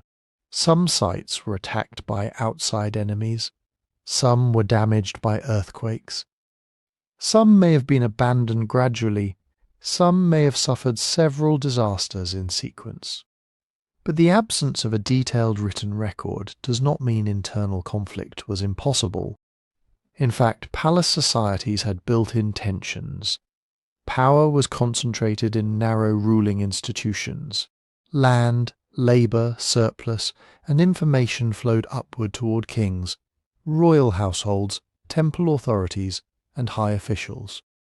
Below them were farmers, herders, craftspeople, dependent workers, soldiers, and enslaved people. The system could be generous when resources were abundant. It could also be extremely demanding when resources became scarce. Dependent labour systems were especially vulnerable. Palaces relied on workers who could be assigned to fields, workshops, construction projects, and textile production. They relied on local communities delivering goods according to schedules recorded on clay tablets. They relied on officials who carried orders outward and brought grain inward. But records and commands are only useful when people can comply. If a household has no surplus grain, no tablet can make it appear. If a village has fled, no official can collect its taxes. If local leaders decide to hold back supplies for their own people, the palace may discover that its authority extends only as far as its soldiers can travel. And soldiers, of course, also need feeding. This is how states can begin to fail from within. not always with crowds storming gates, not always with a dramatic revolution, sometimes with a village refusing an obligation, a local governor ignoring a royal order, a garrison commander deciding that protecting his own district matters more than serving a distant king, a provincial elite keeping tribute at home, a community moving into the hills beyond easy reach of palace officials. Each decision may seem small. Together they can hollow out a kingdom. Succession made everything worse. Bronze Age kingdoms depended heavily on individual rulers. A strong king could hold together alliances, manage rival officials, command armies, and reassure subjects that the gods still favoured the royal house. But when that king died, especially during a time of famine or war, the transfer of power could become a crisis of its own. Was the heir old enough? Was he accepted by the army? Did the queen, brothers, uncles, or powerful officials support him? Did distant provinces see a chance to break free? We know that royal succession was often contested in the ancient Near East. Hittite texts from earlier periods show how seriously kings worried about rival claimants and disloyal family members. Egyptian history too contains moments of court intrigue and disputed authority. These examples do not prove that every collapsing state suffered a succession war around 1200 BCE, but they show the risk built into monarchies. When legitimacy depended on one royal household, a weak succession could shake the entire structure. And in a connected world, news travelled. A rival king heard that his neighbour had died. A vassal city learned that the royal army was divided. A local strongman noticed that tribute collectors had stopped arriving. Suddenly obedience no longer seemed inevitable. This is why not every settlement needed to be violently conquered for the Bronze Age world to collapse. A kingdom could lose its ability to organise labour. Its tax base could shrink, its roads could become unreliable. Its officials could stop cooperating, its soldiers could scatter or choose new masters. The palace might still stand for a while. Its storerooms might still contain grain. Its scribes might still press signs into wet clay. But the invisible agreements holding society together were beginning to fail. And once those agreements broke down, another crisis was waiting, because the palaces had been built not just on authority and labour, but on something they could not produce by themselves. Bronze. Bronze was the metal that made the late Bronze Age possible. Not because it was magical, not because every person owned a bronze sword or wore bronze jewellery, but because the palace world depended on it. Bronze made the spearheads carried by soldiers, the axes used in war and work, the knives, chisels, saws, drills, needles, pins, fittings, vessels and tools used by craftspeople across the eastern Mediterranean. A kingdom could survive without gold for a while. It could survive without ivory, fine perfume, painted pottery, or expensive purple cloth. It could not easily run its armies, workshops and building projects without metal. And bronze required two ingredients, copper and tin. Copper was available in several places around the Mediterranean and Near East. Cyprus was especially important, so important that the island's ancient name may be connected to the word for copper itself. Copper could also come from Anatolia, the Levant, Egypt's desert regions and farther west. Tin was harder, much harder. The great Bronze Age kingdoms needed a steady supply of it, but tin deposits were rare and often distant. Some may have come from central Anatolia. Some perhaps travelled from regions in Iran or Afghanistan. Other supplies may have moved through complicated networks, stretching across Syria, Mesopotamia, and beyond. Scholars still debate the exact routes and sources, because ancient trade was rarely as simple as one mine sending metal directly to one palace. But the basic problem is clear. A smith with copper But no tin could not make the bronze that armies and administrations expected. It is a little like having a modern factory full of machines, workers and orders, but no electricity. The building still exists, the managers still have plans. The warehouse may still contain half-finished goods. But the system cannot keep moving. We can see the scale of this maritime world in shipwrecks.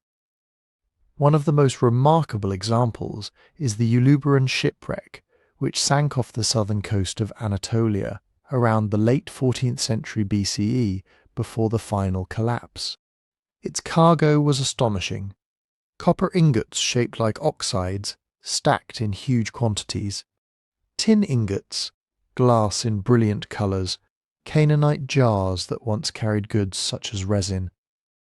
Ivory, ebony, luxury objects, weapons, jewellery and raw materials from regions separated by hundreds, sometimes thousands of miles. This was not a little fishing boat carrying a few local supplies. It was a floating piece of the international economy. The copper may have come largely from Cyprus. The tin had travelled from somewhere else. The glass, ivory, resins, ceramics and precious goods each carried their own history of miners, farmers, merchants, port officials, scribes, sailors, translators, guards and royal agents. Every cargo depended on people cooperating across borders. And this was only one ship. Coastal finds, harbour settlements, foreign pottery, imported seal stones, tablets recording shipments, and wrecks like Ulubaran show that the late Bronze Age Mediterranean was tied together by regular exchange. Ships moved along coasts and between islands. They carried grain when harvests failed in one region. They carried timber for building and ship construction. They carried luxury goods that kings used to reward followers and display status, and they carried the metals that kept palace economies functioning. This was efficient. It was also fragile.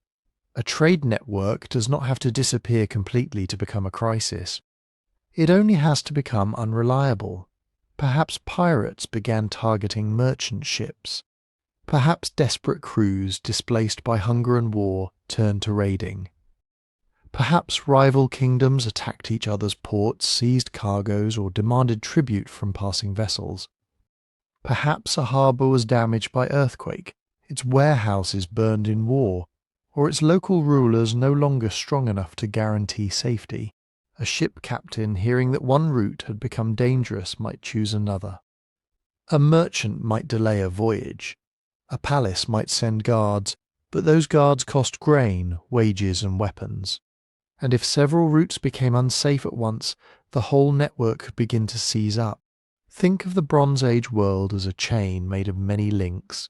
A mine in Cyprus, a merchant ship at sea, a port in the Levant, a warehouse clerk recording ingots, a caravan moving tin inland, a royal workshop producing spearheads, a garrison guarding a frontier. Break one link, and the chain may hold.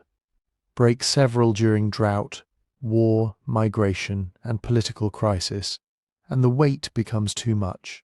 The consequences reached far beyond luxury goods.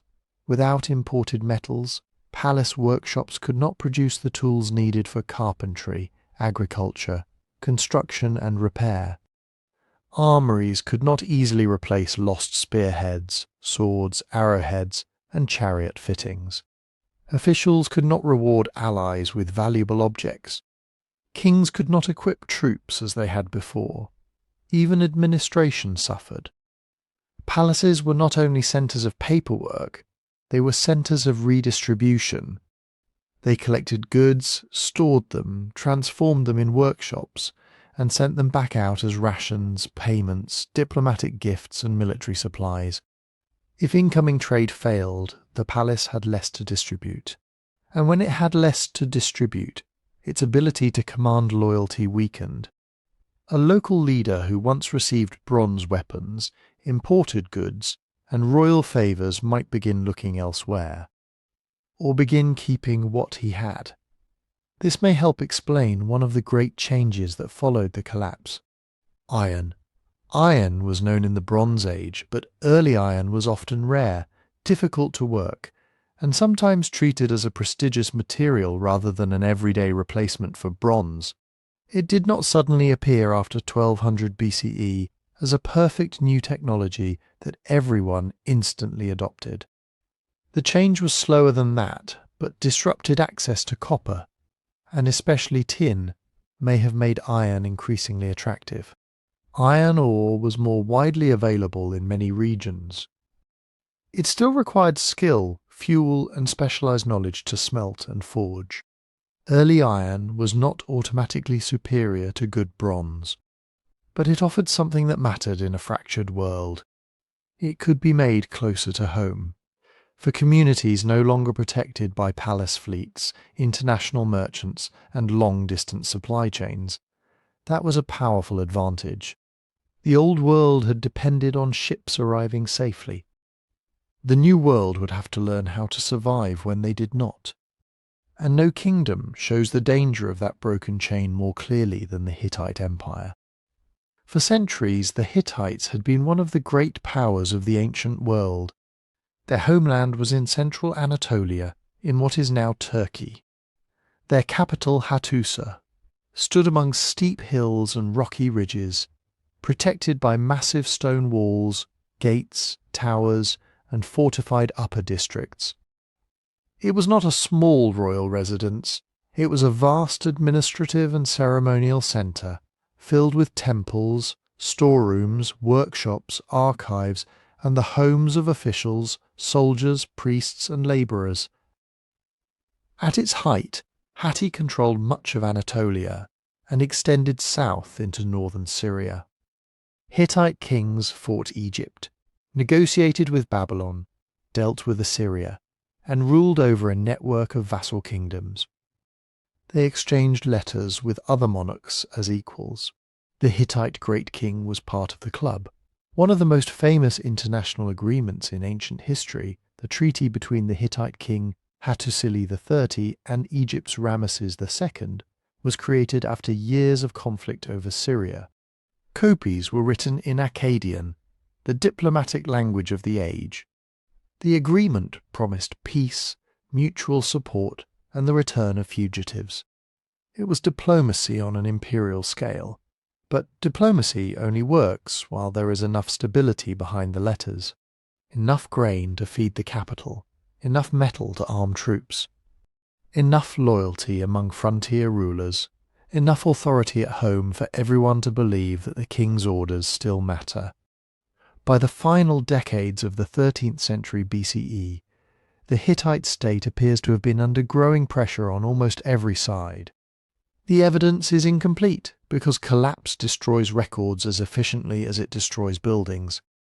But surviving texts point towards serious concern over food. Hittite rulers and their officials were arranging grain shipments, especially to vulnerable areas in Syria and Anatolia. In one well-known case, Egypt sent grain to the Hittite sphere during a period of need. That does not prove that every corner of the empire was starving. But great kingdoms do not usually request emergency grain because everything is going well.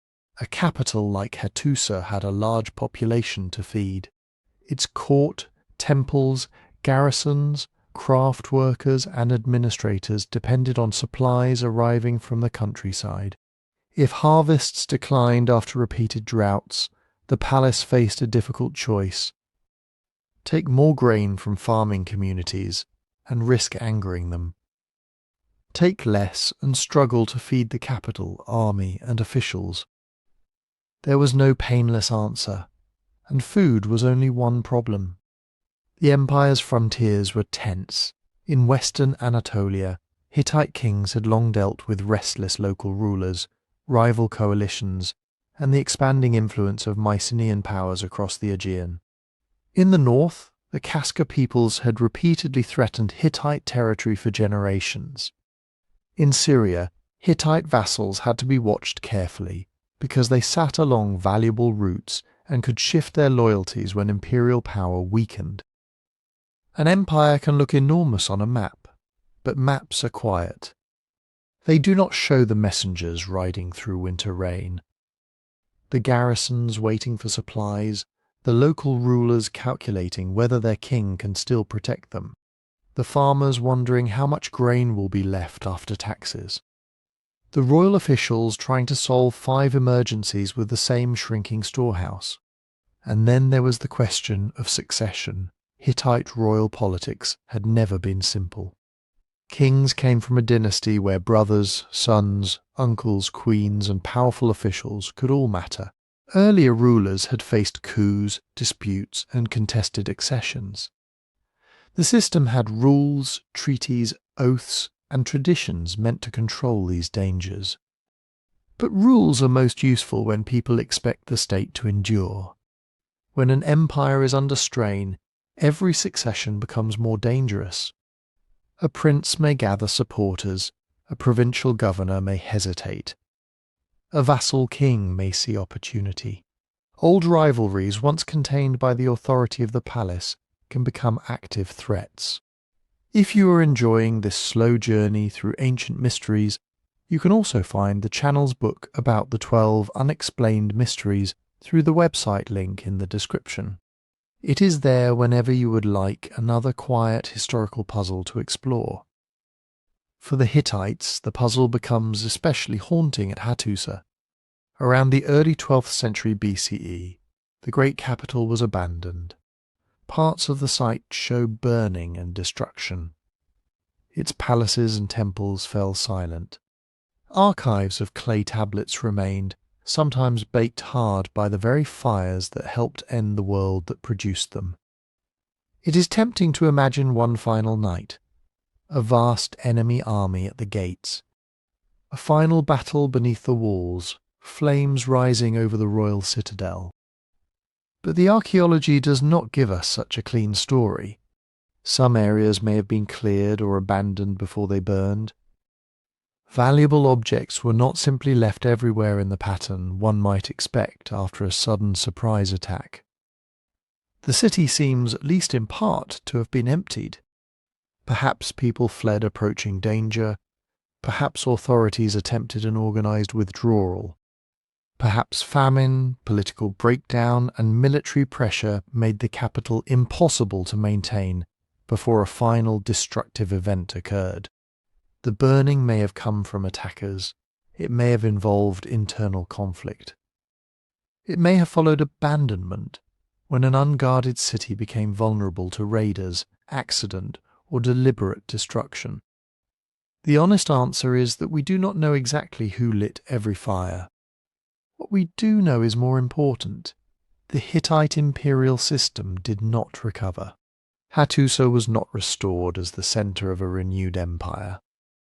The old network of royal control across Anatolia and Syria broke apart. Some regions became independent, others passed into the orbit of new powers.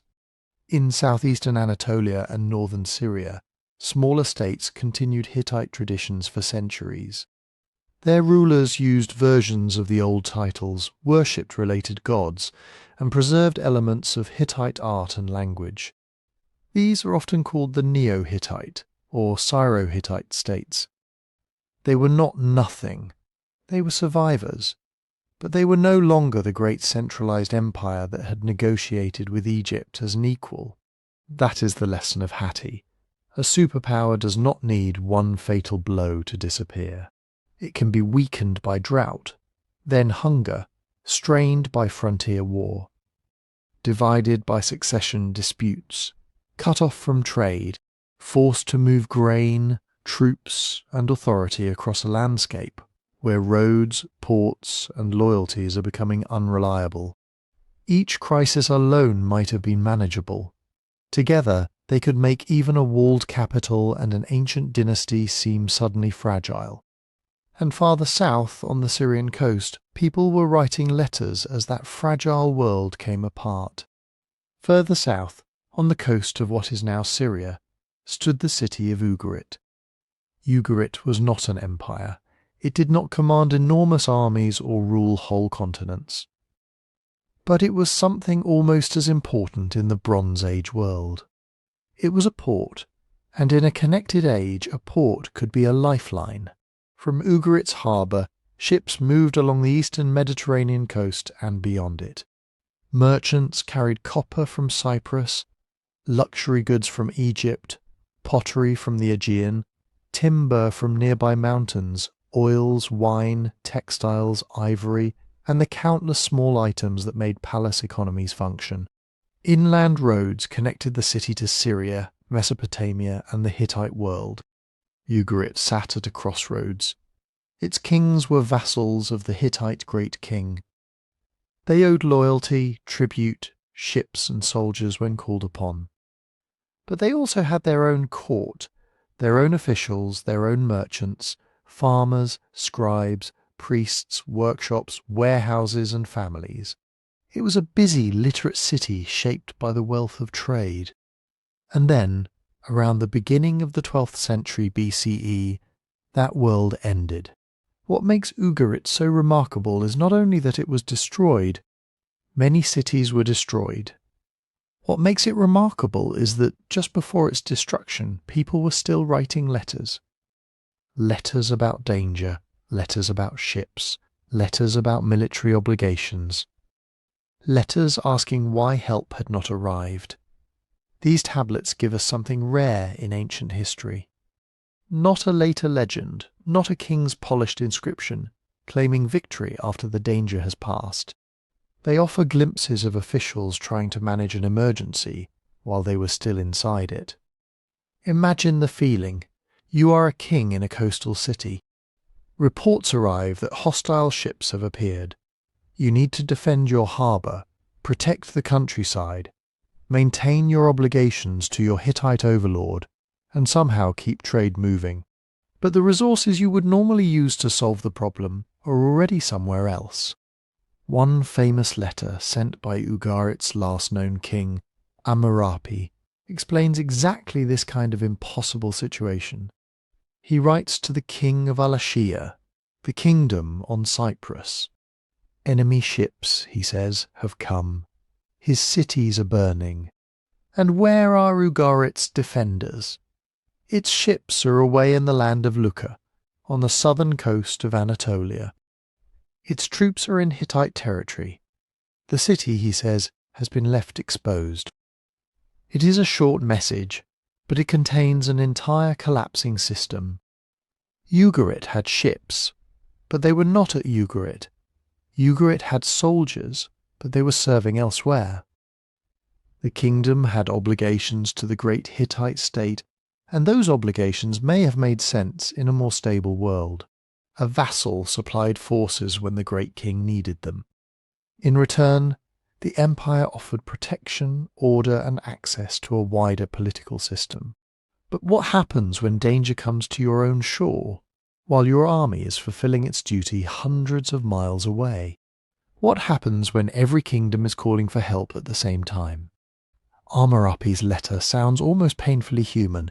It is not the voice of a ruler calmly directing a prepared defense. It is the voice of someone trying to explain why he cannot respond as expected, because the machinery around him has stopped working. Other documents from Ugarit add to the sense of strain. There are references to enemy ships. There are requests and orders concerning grain, troops, and military preparations. There are letters moving between Ugarit and neighbouring authorities in northern Syria, including the powerful Hittite-controlled kingdom of Carchemish. In one message, an official asks about the whereabouts of a fleet. In another, the threat from the sea seems immediate enough to demand urgent attention. The details are frustratingly incomplete. We do not possess a neat final diary saying, this was the day the attackers landed, this was their name, this was the battle, and this was the outcome. Ancient archives rarely give us the answer we want, especially when the people who wrote them did not survive long enough to finish the story. Still, the tablets make one thing clear. Ugarit was not simply sitting peacefully until an unknown catastrophe fell from the sky. It was part of a region already in crisis. Coastal defences were under pressure. Shipping was dangerous. Kingdoms were demanding military service from one another. Messages were being sent through a network that was still functioning, but functioning with increasing panic and delay. Then the city was destroyed. Excavators at Ugarit found burned buildings, collapsed walls, and rooms where clay tablets lay buried beneath the destruction. The fire that helped end the city also transformed its documents. Normally, clay tablets could be damaged by water, crushed, or gradually dissolved back into the earth. But intense heat can bake clay hard, almost like pottery. The destruction fire preserved the letters for more than 3,000 years. It is one of history's strange reversals.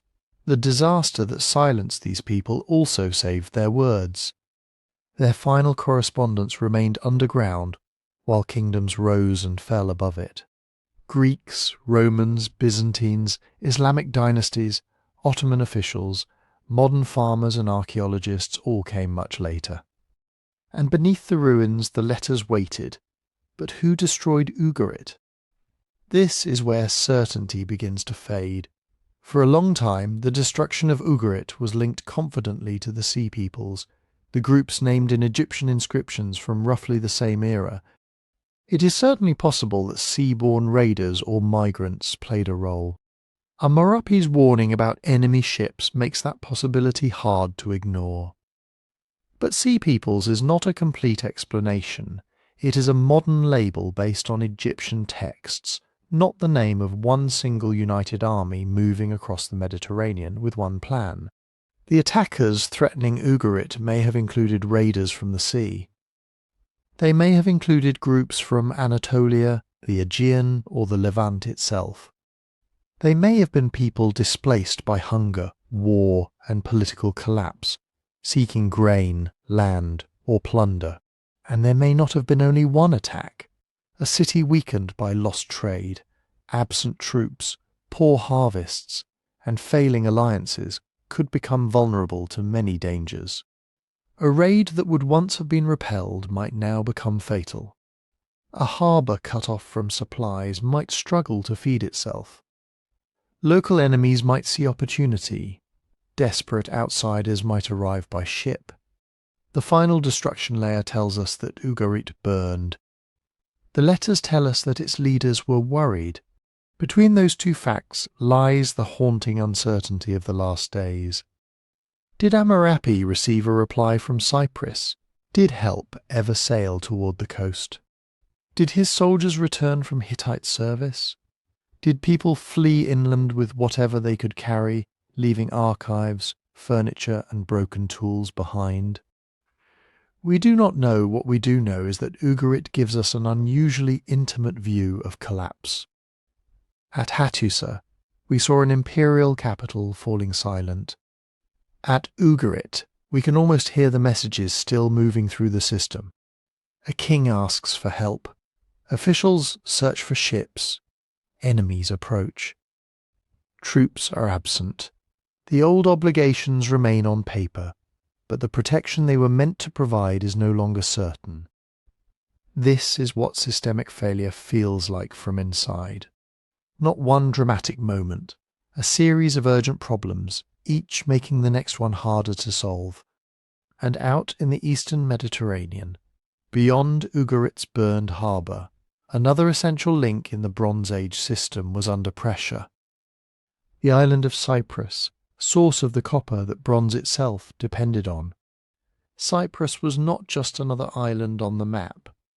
In the Bronze Age, it was one of the places that made the entire system possible.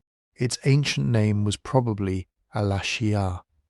Kings in Egypt, Syria, and Anatolia wrote to its rulers. Merchants knew its harbours. Ship captains knew its coastline. And palace administrators across the eastern Mediterranean depended on one thing that came from its mountains. Copper. Bronze is an alloy. Usually it is copper mixed with a smaller amount of tin. Tin made copper harder, more useful for weapons, tools, vessels, fittings, and prestige objects. But copper was the bulk of the mixture. No copper meant no bronze. And Cyprus possessed unusually rich deposits. The very name Cyprus may eventually have become linked with the Latin word for copper, cuprum. Whether that connection reflects the island's importance directly or developed later, the association is fitting. For centuries, Cyprus was famous for the metal beneath its ground. Imagine the process. Miners worked in the uplands extracting ore from the rock. Wood had to be cut for charcoal, furnaces had to be built and maintained. Workers had to smelt the ore, separating usable metal from stone and waste. Then the copper had to be shaped into transportable forms. One of the most familiar was the oxhide ingot. These were large flat slabs of copper, often with 4 projecting corners, vaguely resembling an animal hide, stretched out for drying. The corners made them easier to carry. A person could lift one over the shoulder. A ship could stack many together in its hold. Some weighed around 25 or 30 kilograms. And they travelled far. Copper ingots associated with Cyprus have been found across the Mediterranean world. The famous shipwreck at Uluburun, off the southern coast of Anatolia, carried tons of copper in this form, along with smaller quantities of tin and a remarkable cargo of goods from many regions. It is a glimpse of the world before the collapse, a ship moving material across vast distances, carrying the ingredients of bronze along with luxury goods, raw materials, and evidence of commercial relationships stretching from Egypt to the Aegean. Cyprus stood right in the middle of those relationships. To the west lay the Aegean world, with its Mycenaean palaces and trading ports. To the north lay Anatolia and the Hittite sphere. Eastward were the cities of the Levant, including Ugarit. Southward was Egypt, wealthy, powerful, and always hungry for materials it could not produce at home. The island was close enough to all of them to be useful, but separate enough to develop its own political life. That position brought wealth. It also brought danger. When the wider system was stable, Cyprus could sell copper to many different partners. Ships came and went. Ports received pottery, food, textiles, oils, ivory, and manufactured goods. Cypriot elites could turn mineral wealth into influence. A ruler of Al-Ashir corresponded with Egyptian pharaohs as a fellow king, not merely as a distant supplier, but when the system became unstable, the same central position could make Cyprus exposed from every direction. A copper-producing island was valuable, and valuable places attract attention in hard times. If kingdoms were short of weapons, copper mattered more. If trade routes were threatened, control of copper supplies mattered more. If displaced groups were moving along the coasts, an island with harbours, grain-producing land, workshops and exportable metal might look like a refuge, a target, or both. The surviving letters from Ugarit show that Cyprus was already involved in the emergency unfolding along the Syrian coast. Al-Murapi wrote to the king of Al-Ashir while enemy ships threatened his kingdom. That does not prove Cyprus controlled events, or that it had the power to rescue Ugarit. But it tells us that the island was part of the same anxious network. Messages crossed the water because what happened on one shore mattered to the next. Archaeology suggests that Cyprus, too, experienced a difficult transition around the end of the Late Bronze Age. At several settlements, there are signs of destruction, rebuilding, abandonment, or major reorganization. The precise sequence differs from place to place. It is important not to imagine one single day when every Cypriot town was attacked at once. The evidence is more complicated than that. Some coastal centres seem to have become less secure. Some settlements were damaged by fire, others changed their layout or were eventually left behind. Inland and defensible locations may have become more attractive in certain areas. Trade patterns shifted. Imports from the old palace world became less regular, while new styles and new connections appeared. At Enkomi, one of the island's major Late Bronze Age centres, archaeologists found evidence of repeated destruction and rebuilding across this turbulent period. At other sites, including coastal towns that had once prospered through exchange, the old rhythm of life changed sharply. But disruption was not the same as disappearance. This is one of the most important things about Cyprus. Unlike the Hittite Empire, it did not vanish from history. Unlike Ugarit, it was not simply buried beneath one final destruction layer and left silent. The island's communities adapted, sometimes painfully, sometimes creatively, to a Mediterranean world that no longer worked in the old way. New populations may have arrived from the Aegean during or after the wider collapse. Later Cypriot material culture shows stronger Greek-speaking and Aegean influences, especially in pottery, burial customs, and certain architectural forms. For a long time, this was told as a simple story of invading newcomers, replacing the people already there. The reality was probably less tidy. Archaeology shows continuity too. Local traditions survived. Cypriot communities continued to use their own skills, resources, and regional connections. The island was not an empty stage waiting for outsiders to arrive. It was a place with its own people, its own memories, and its own capacity to absorb change. Perhaps that is why Cyprus endured. Its copper tied it deeply to the old Bronze Age world. When the trade system fractured, that dependence created enormous pressure. Mines, workshops, ports, and rulers all depended on routes that could no longer be taken for granted. But copper was also an advantage. Even in a poorer, more fragmented age, metal remained useful. Harbours remained useful. A position between continents remained useful. Cyprus could not avoid the storm moving through the eastern Mediterranean, but it was not helpless within it. The island changed shape culturally and politically. Old centres weakened. New ones emerged. Connections shifted from the palace networks of the late Bronze Age toward the smaller, more regional worlds of the early Iron Age. And as Cyprus adjusted, another great centre of the old system was approaching its own silence. Across the sea to the west, the palace kingdoms of Mycenaean Greece were beginning to fall apart. Across the sea from Cyprus stood the kingdoms of Mycenaean Greece. Not Greece as we know it from later stories, not the Greece of classical temples, philosophers, or city-states. This was an older world ruled from fortified palace centres built on hills and ridges. A world of kings, storerooms, workshops, scribes, warriors, and officials who counted almost everything. Sheep, grain, perfumed oil, bronze, chariots, cloth. Women assigned to textile work, men assigned to guard duty. Offerings sent to gods. The Mycenaean palaces did not merely stand above their communities. They organised them at Pylos, in the southwest Peloponnese. A palace overlooked the coast from a hill now called Anoenglianos. At Mycenae, farther northeast, massive stone walls enclosed a royal citadel. At Tiryns nearby, enormous fortifications wrapped around a palace complex so heavily built that later Greeks believed giants must have made them.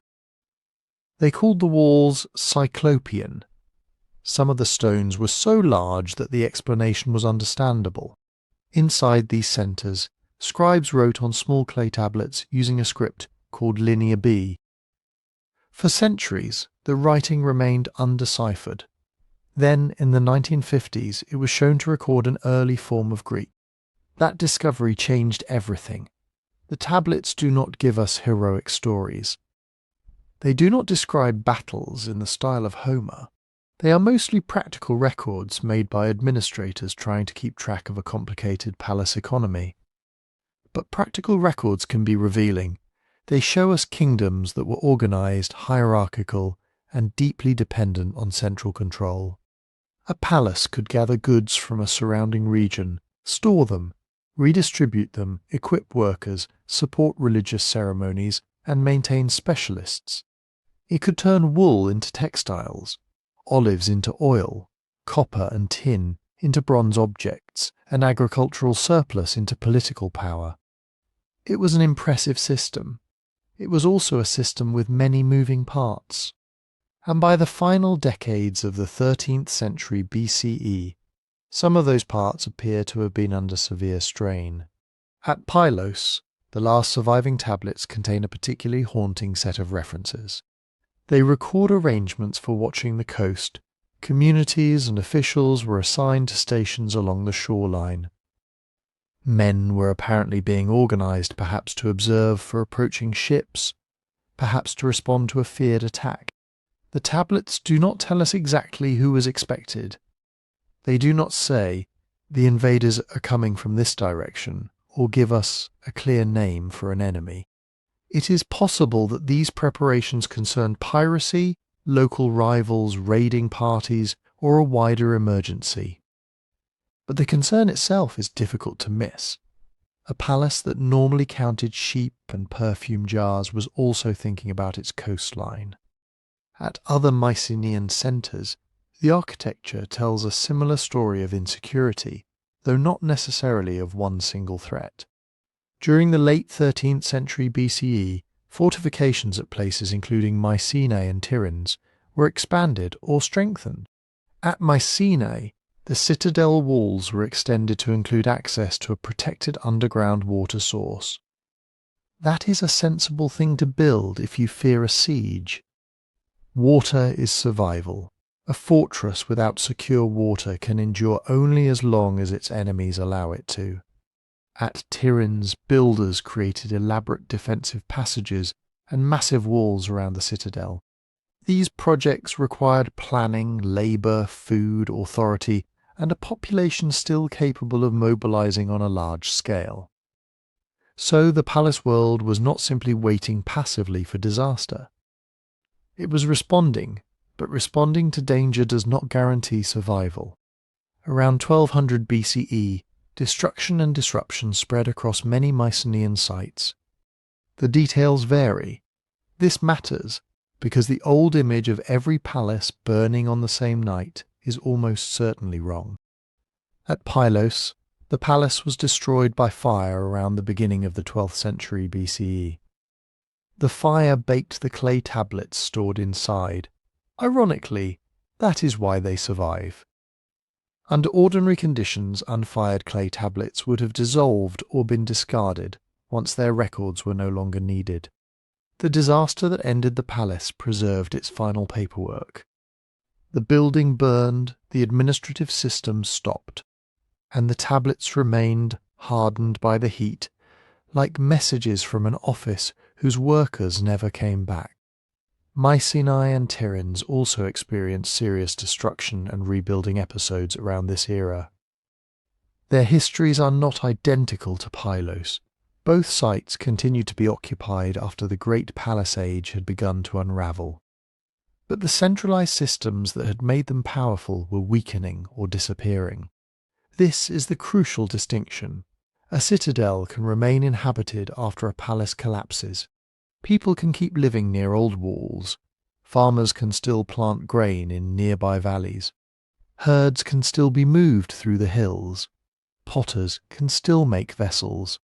Families can still bury their dead, marry, trade locally, tell stories, and remember that their ancestors once served powerful rulers. But without the palace, the whole structure changes.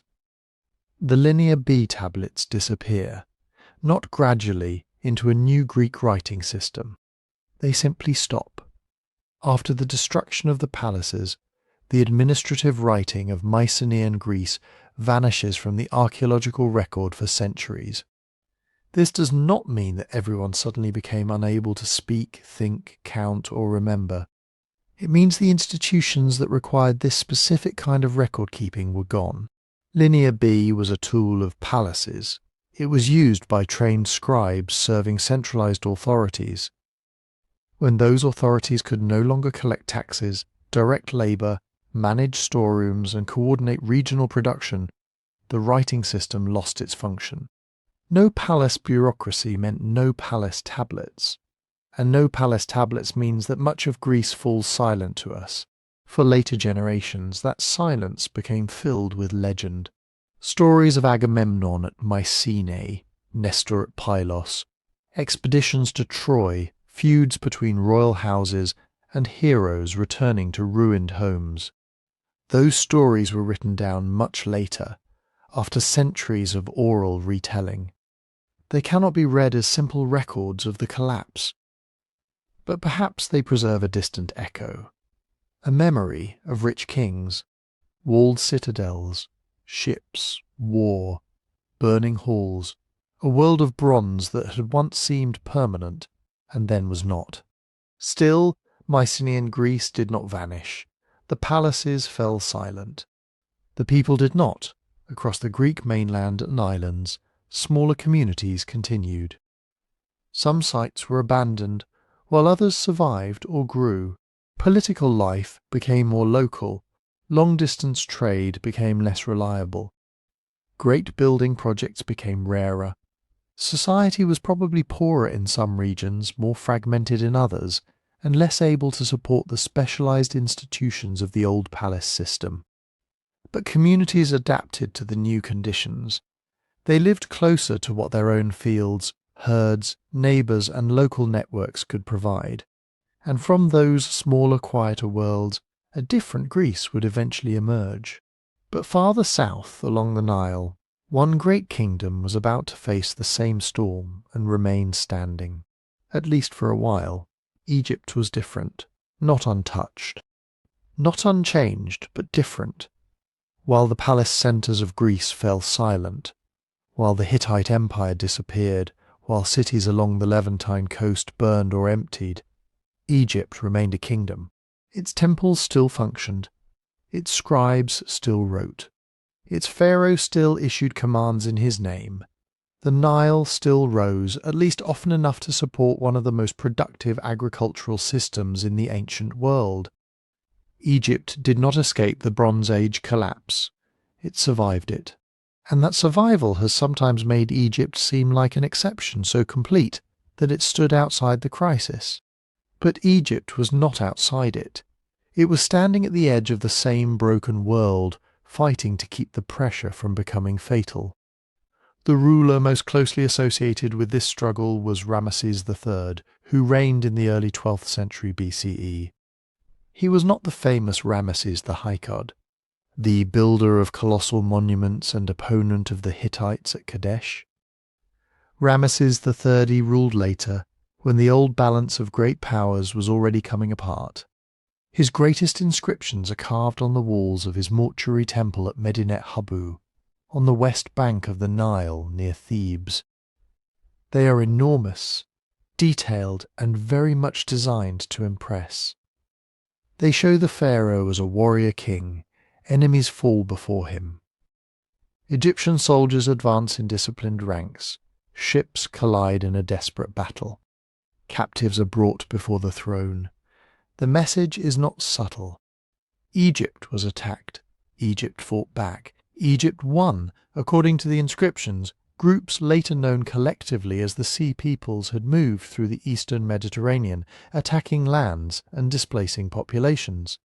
The text names several groups, including the Peliset, often connected with the later Philistines, along with the Jekka, Shekelesh, Denyen, and Weshesh. But the phrase Sea Peoples can be misleading. It makes them sound like one united nation sailing under one flag. The evidence does not really show that. These were probably several groups with different origins and different stories.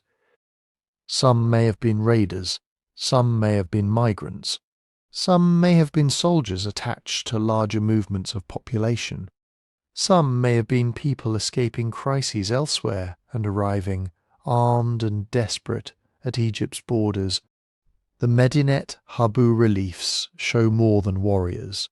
They show ox carts, women and children, possessions loaded for travel. That detail matters. It suggests that at least some of the people approaching Egypt were not simply an army looking for plunder. They may have been communities in motion, families trying to find somewhere stable in a world where stability was disappearing. Ramesses III claimed that these peoples had destroyed lands to the north before reaching Egypt. He named places including Hatti, the Hittite heartland, and places in the Levant and Cyprus. We should be careful here. Royal inscriptions are not neutral news reports. Egyptian kings regularly described victories in grand, absolute language. They had every reason to present the pharaoh as the man who saved the universe from chaos. Still, the larger pattern is real.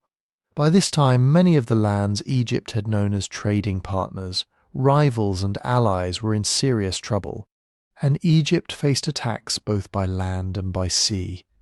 In what scholars usually call Ramesses III's 8th regnal year, Egyptian forces confronted an invading force in the eastern Nile Delta. The inscriptions describe a land battle, followed by a naval engagement near the mouths of the Nile. Egypt's position gave it unusual advantages. The Nile Delta was not an open coast where ships could simply land and march inland. It was a maze of river branches, marshes, canals, mudflats, and shifting waterways. An approaching fleet had to navigate territory that Egyptian commanders knew intimately. Egyptian ships could operate close to shore. Archers positioned along the banks could fire into crowded enemy vessels. If the reliefs are broadly accurate, the battle became a trap, with hostile ships drawn into narrow waters and attacked from several directions. The invaders had travelled a long way. Egypt was fighting from home. That difference can decide everything. Egypt also possessed something many collapsing states no longer had: depth. The Nile Valley was narrow, but it was extraordinarily fertile. Its annual flood, when conditions were favourable, created agricultural surpluses capable of feeding cities, temples, work gangs, armies and officials. Grain could be moved by boat along the river more easily than goods could be moved over land almost anywhere else in the ancient world. A kingdom organised around one long waterway had weaknesses. If the Nile flood failed, the consequences could be severe. But it also had strengths. Food, messages, soldiers and tax payments could move up and down the river through a system that had been managed for centuries. Egypt had forts on its frontiers. It had garrisons. It had scribes accustomed to calculating rations and mobilizing labour. It had a central government with experience in organising large numbers of people. In a world where palace systems were breaking apart, Egypt's bureaucracy was still working well enough to coordinate defence. For a while, because victory did not restore the old world, Egypt could repel attackers at its borders. It could settle some defeated groups in frontier regions. It could celebrate its king as the protector of order. But it could not bring back the Hittite Empire. It could not reopen every broken trade route. It could not force distant ports, mines and kingdoms to function as they had before. And beneath the triumphant inscriptions there are signs of strain. During Ramesses III's reign, workers at Deir el-Medina, the village responsible for building and decorating royal tombs, eventually stopped work because their grain rations had not arrived.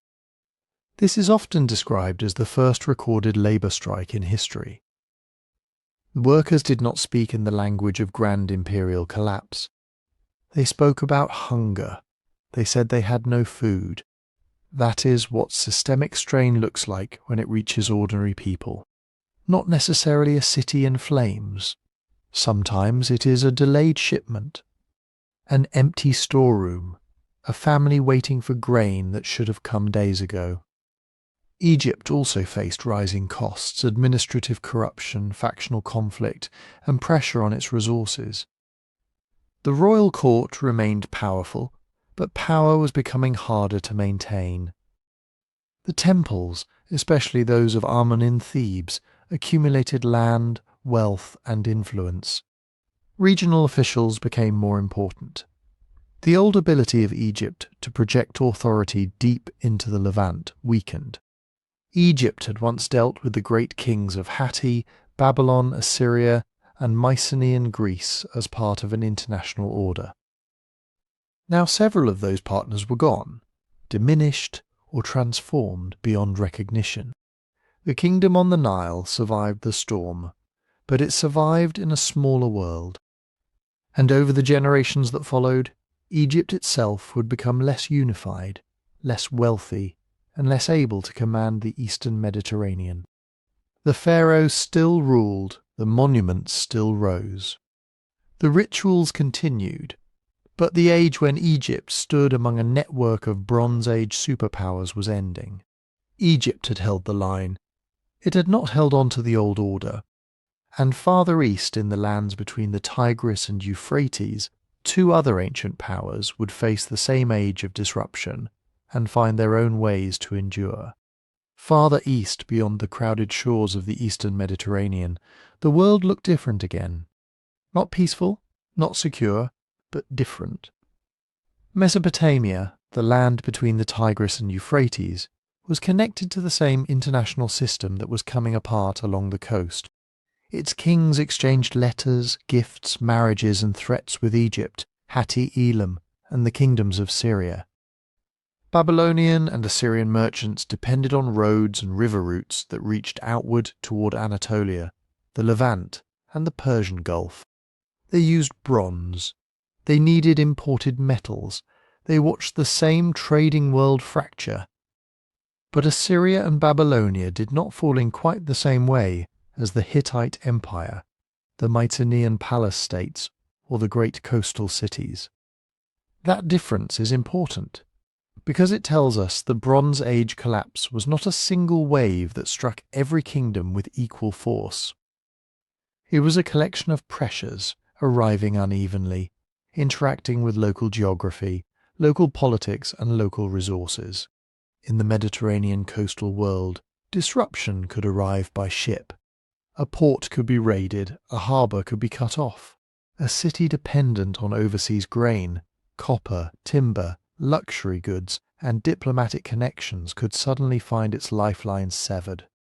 The sea which had once connected kingdoms became dangerous. Mesopotamia was not isolated from this, but it was farther inland. Its great cities stood along rivers rather than open coasts.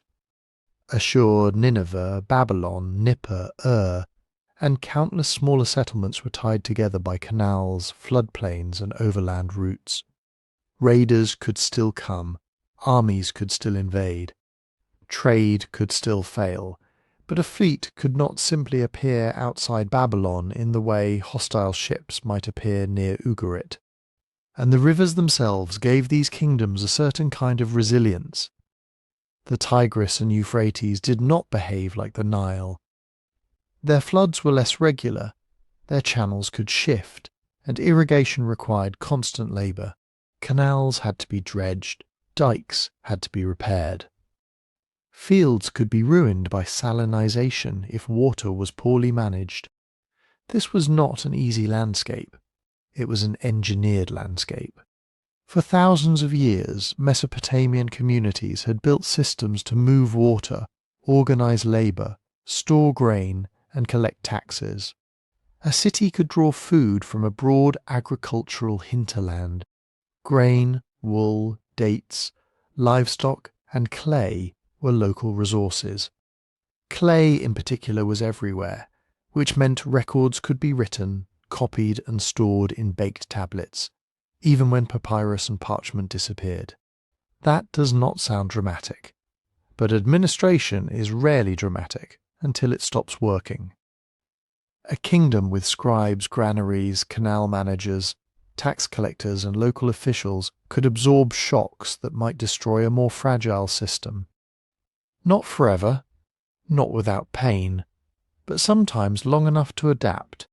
Assyria, in northern Mesopotamia, had become a major military power during the Late Bronze Age. Its kings expanded into former Mitannian territories and competed with Babylonia, Elam, and the Hittites.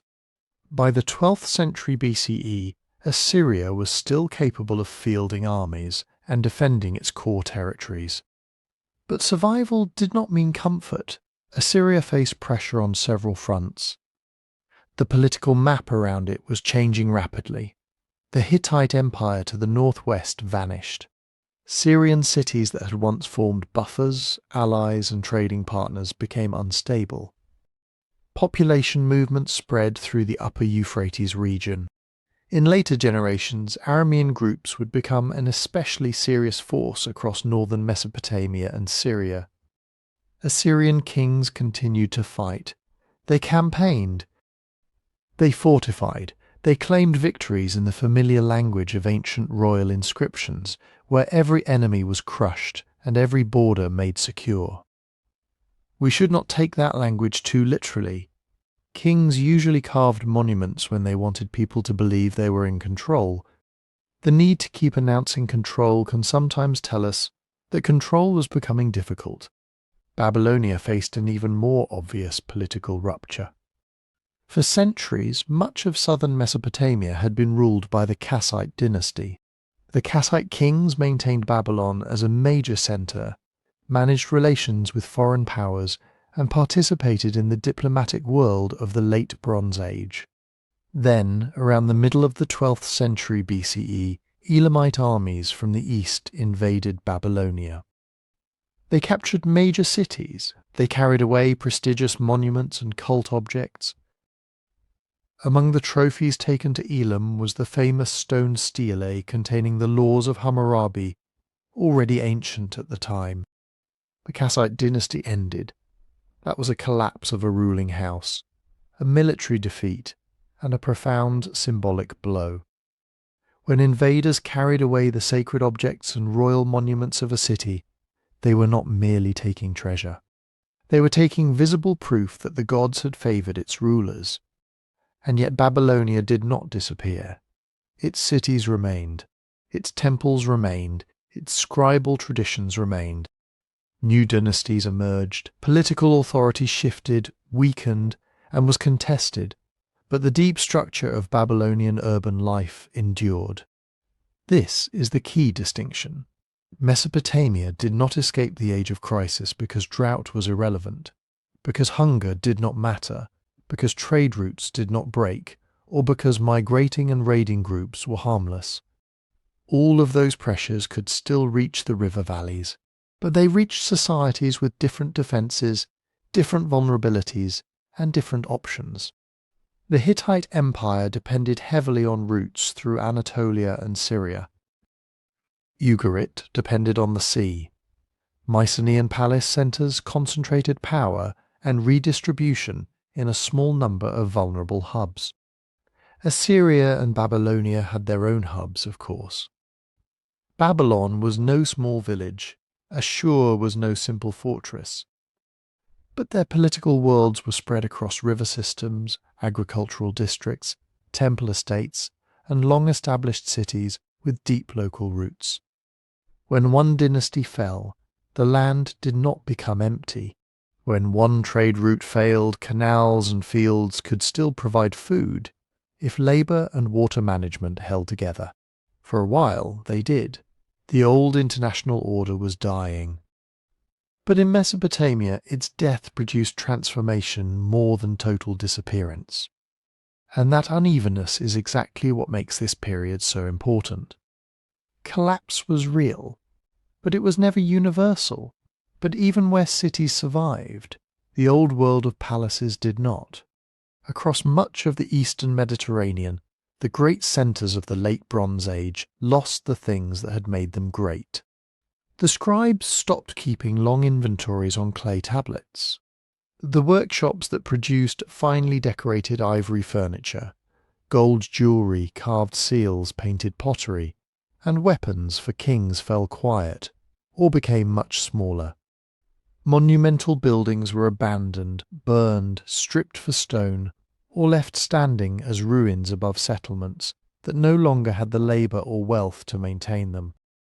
The palace had been more than a royal home. It had been a warehouse, a tax office, a temple complex, an armoury, a workshop manager, a court, and a communications centre. It gathered grain, livestock, oil, textiles, metals and labour from the surrounding countryside. Then it redistributed some of those goods to soldiers, officials, craftsmen, priests and dependents. When the palace system broke, all of those functions did not necessarily vanish overnight, but they stopped being concentrated in one place. And that changed almost everything. Imagine a farming family living in the shadow of a Mycenaean citadel, or within the territory of a Hittite provincial centre. For generations, they may have delivered a share of their harvest to officials.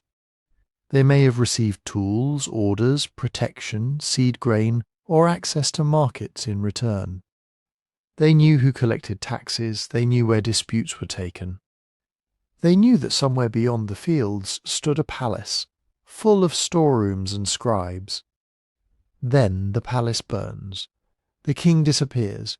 The roads become uncertain. The officials do not return. Nobody arrives to organise repairs to a bridge, a wall, or an irrigation channel. Nobody is sending tablets with instructions because nobody is writing tablets anymore, at least not in the same bureaucratic way. That sounds like the end of society. It was not. It was the end of one particular way of organising society. In many places, people moved towards smaller, more defensible, more manageable communities. A hilltop village might be easier to protect than a rich town on an exposed plain. A settlement near a spring, a patch of good soil and nearby pasture could survive without distant administrators. Families could rely more heavily on relatives, neighbours and local leaders than on kings they would never meet. The scale of life became smaller, but smaller did not mean simple. A village still had to decide who controlled land, who settled arguments, who organised communal work, who led defence, and who dealt with strangers. In some regions, local chiefs may have become more important. Not kings ruling hundreds of cities, but influential figures whose power rested on kinship, livestock, followers, and the ability to gather armed men when trouble came. Pastoralists could also gain new importance. In the palace age, herding communities had often existed at the edges of agricultural states, supplying wool, animals, transport, and seasonal labour. Palace records usually describe them from the viewpoint of officials, people to tax, manage, recruit, or worry about. After the collapse, those mobile communities may have had advantages. They knew the routes between seasonal pastures. They were less tied to a single vulnerable storehouse or city wall. They could move when rainfall failed or conflict approached. That did not make life easy. It made it flexible, and flexibility was one of the great survival skills of the early Iron Age. Along the coasts, small ports may also have found new roles. The vast royal exchange networks of the late Bronze Age had depended on large shipments, diplomatic gifts, and powerful institutions able to organise them. That system fractured, but people did not stop sailing. Fishermen still knew the sea. Traders still knew where timber, salt, pottery, oil and metal could be found. Small crews could move goods that no longer travelled in royal cargoes.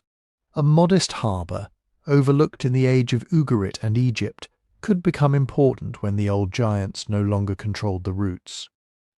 Trade did not disappear. It changed its scale. The same may be true of craft production. A palace workshop could employ specialists making standardized goods for elite households and state institutions. When that workshop closed, some skills were lost, others moved. A bronze smith did not forget how to cast metal simply because a king had fallen. A potter did not forget the feel of clay.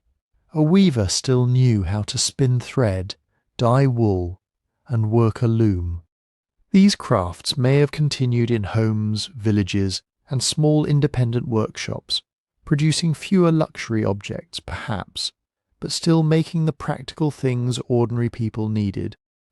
This is one reason the period after the palace collapses can be difficult to see archaeologically. Archaeologists often find the Bronze Age most clearly where institutions left large, durable traces. Palaces produce archives. Temples accumulate offerings. Fortresses have massive walls. Elite tombs contain gold, weapons, imported goods, and carefully arranged objects that survive for thousands of years. Small farming villages leave less behind.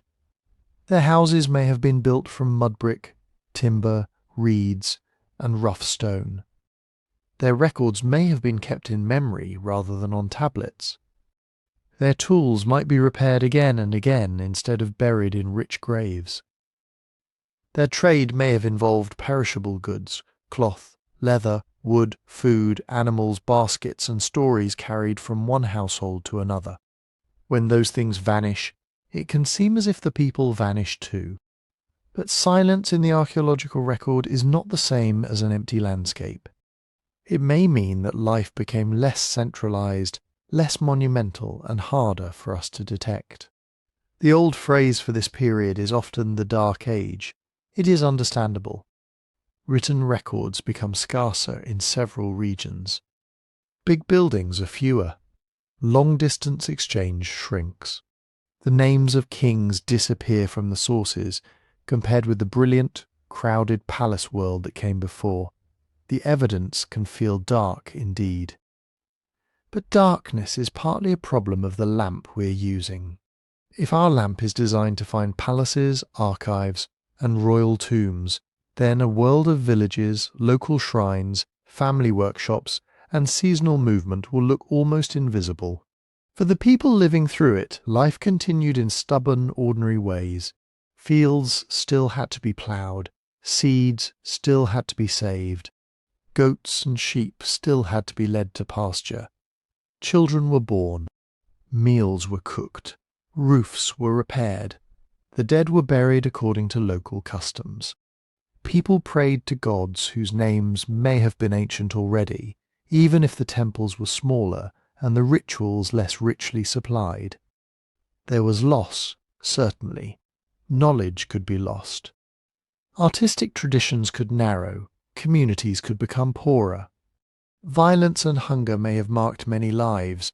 A child growing up after the fall of a palace might inherit fewer possessions, fewer secure trade routes, and fewer promises from distant rulers than their grandparents had known. But that child also inherited skills. The knowledge of soils, the timing of rains, the paths through the hills, the recipes for bread and beer, the ways to mend a sickle, shape a pot, care for an animal, remember an ancestor, and recognize a stranger who might become an ally. The Bronze Age palace world had been vast, connected, and impressive. The world that followed was more local, more fragmented, and in many ways more adaptable, but adaptability is not the same thing as comfort. It is easy to speak about collapsed kingdoms in the language of maps. Borders shrink, trade routes fail, cities are abandoned, dynasties end. But nobody experienced the Bronze Age collapse as a line moving across a map. They experienced it as an empty grain jar, as a road that no longer felt safe, as a ship that did not come back, as a familiar official failing to arrive at harvest time, as the question of whether to stay where your parents and grandparents had lived, or take your children and leave before it was too late. For a farmer, the crisis may have begun with the sky.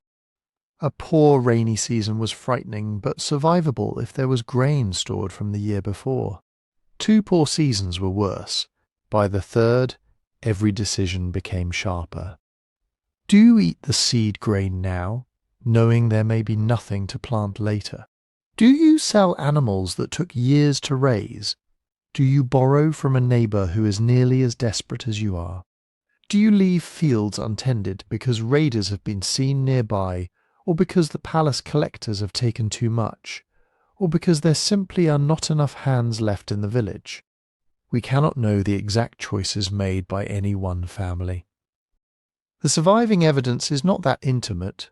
Clay tablets preserve the concerns of palaces more often than the worries of ordinary households. But the basic pressures are clear. People needed food. They needed water. They needed shelter. They needed to know that their children could sleep through the night without hearing strangers at the door. And when those basic needs were no longer secure, even a powerful kingdom could feel very far away. For sailors and merchants, the collapse of the old system meant something different, but no less dangerous.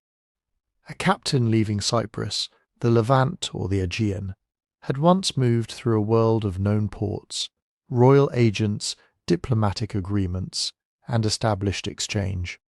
There were risks, of course. Storms, piracy, shipwreck, and bad bargains had always existed. But now a harbour might be burned. A ruler who guaranteed safe passage might be dead. A trading partner might have fled inland. The cargo you carried, copper, timber, oil, grain, cloth, pottery, could become more valuable than ever, and therefore more likely to attract violence. Still, people kept sailing. They had to. Coastal communities could not simply forget the sea. Fishermen depended on it. Islanders depended on it. Shipbuilders, pilots, dockworkers, traders, and families waiting for imported grain depended on it. The great palace fleets may have vanished or become smaller, but smaller crews could still carry practical goods between surviving communities. In a broken world, a small boat loaded with food, tools, or news could matter more than a royal convoy. For craftspeople, collapse could mean the loss of a workplace, a patron, and a supply line all at once. Imagine a bronze worker whose furnace depended on copper from Cyprus and tin from distant lands. The king's storerooms no longer issue rations. The palace workshop is closed. The guards who once ordered spearheads and chariot fittings are gone or unpaid or fighting for someone else. There may still be metal to recycle, old tools, broken weapons, scraps taken from ruined buildings. But fresh bronze becomes harder to obtain. A skilled craftsperson might leave the city with their tools, if they could carry them. They might find work in a village, repairing knives, sickles, pins, and farming equipment, instead of producing elaborate goods for elites. Skills that had served palaces could become family knowledge, passed quietly from parent to child. Not every craft survived unchanged. Some techniques may have disappeared in certain places. Others endured because people could not live without them. A pot still had to hold grain. A loom still had to make cloth. A blade still had to cut. And soldiers, too, faced choices that do not fit neatly into the stories of kings. A soldier might be a palace guard one year, and a hungry man with no wages the next. He might defend his town. He might join a local strongman. He might escort his relatives to safer ground. He might become one of the raiders feared by other communities. In times of stress, the line between defender, migrant, mercenary, and bandit can become very thin. This is especially important when we think about the group's ancient Egyptian sources called the Sea Peoples. The inscriptions describe enemies, as royal inscriptions usually do. They show the pharaoh defeating dangerous outsiders. But outsiders do not have only one reason for moving. Some groups may indeed have been raiders seeking wealth. Some may have been armed coalitions taking advantage of weakened states. Others may have included families escaping hunger, war, political collapse, or failed harvests. The evidence suggests movement on a large scale. It does not allow us to reduce every migrant to an invader. Picture a family travelling with carts, animals, tools, cooking pots, and whatever grain they could save. They are not an army in the simple sense. They are people trying to find a place where the next winter might be endured. But to the community already living there, frightened and short of food itself, their arrival could still look like a threat. Both things can be true. Migration can be a survival strategy, and it can create conflict wherever desperate people compete for limited land, water, and security. Perhaps the deepest losses were not material, A palace could be rebuilt eventually. A field could be replanted. A trade route could be reopened by a new generation of sailors. But when a city burned, people also lost familiar names, routines, ceremonies, and places of belonging. They lost the certainty that the world their parents knew would continue. Some memory of that lost world may have survived in spoken stories. We cannot trace a straight line from every later legend back to a particular Bronze Age disaster. That would go beyond the evidence. But oral traditions can preserve fragments for a very long time.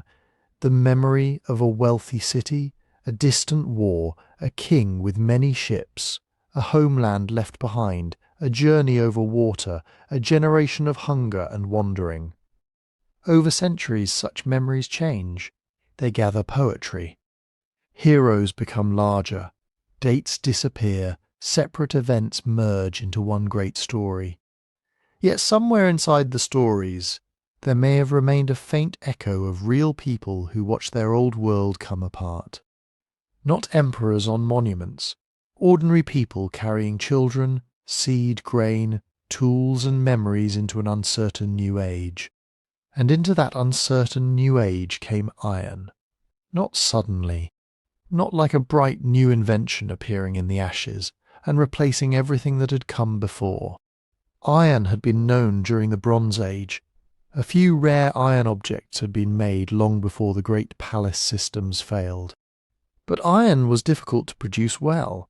It required suitable ore, carefully controlled heat, large amounts of charcoal, and skilled workers who understood how to hammer, heat, fold, and shape a metal that behaved very differently from bronze. Bronze was easier to cast into complex shapes. Melt it, pour it into a mould, and you could make a blade, an axe head, a pin, a vessel, a fitting for a chariot. Iron did not simply flow into moulds in the same convenient way. Early ironworking was laborious. The metal came out of the furnace as a rough, spongy mass mixed with slag. It had to be repeatedly heated and hammered before it became useful. And at first, much early iron may not have been better than good bronze. That matters. The Iron Age was not born because everyone suddenly discovered a superior metal and wisely changed tools. It emerged because the old world had changed around the metal. Bronze depended on connections.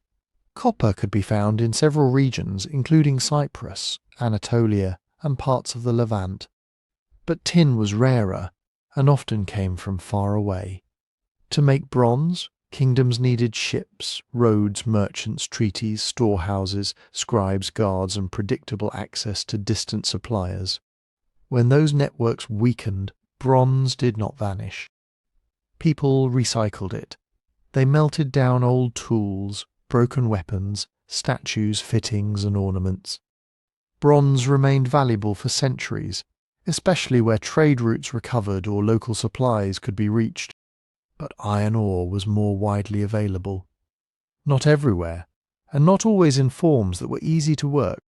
Still, compared with tin, iron could often be obtained closer to home.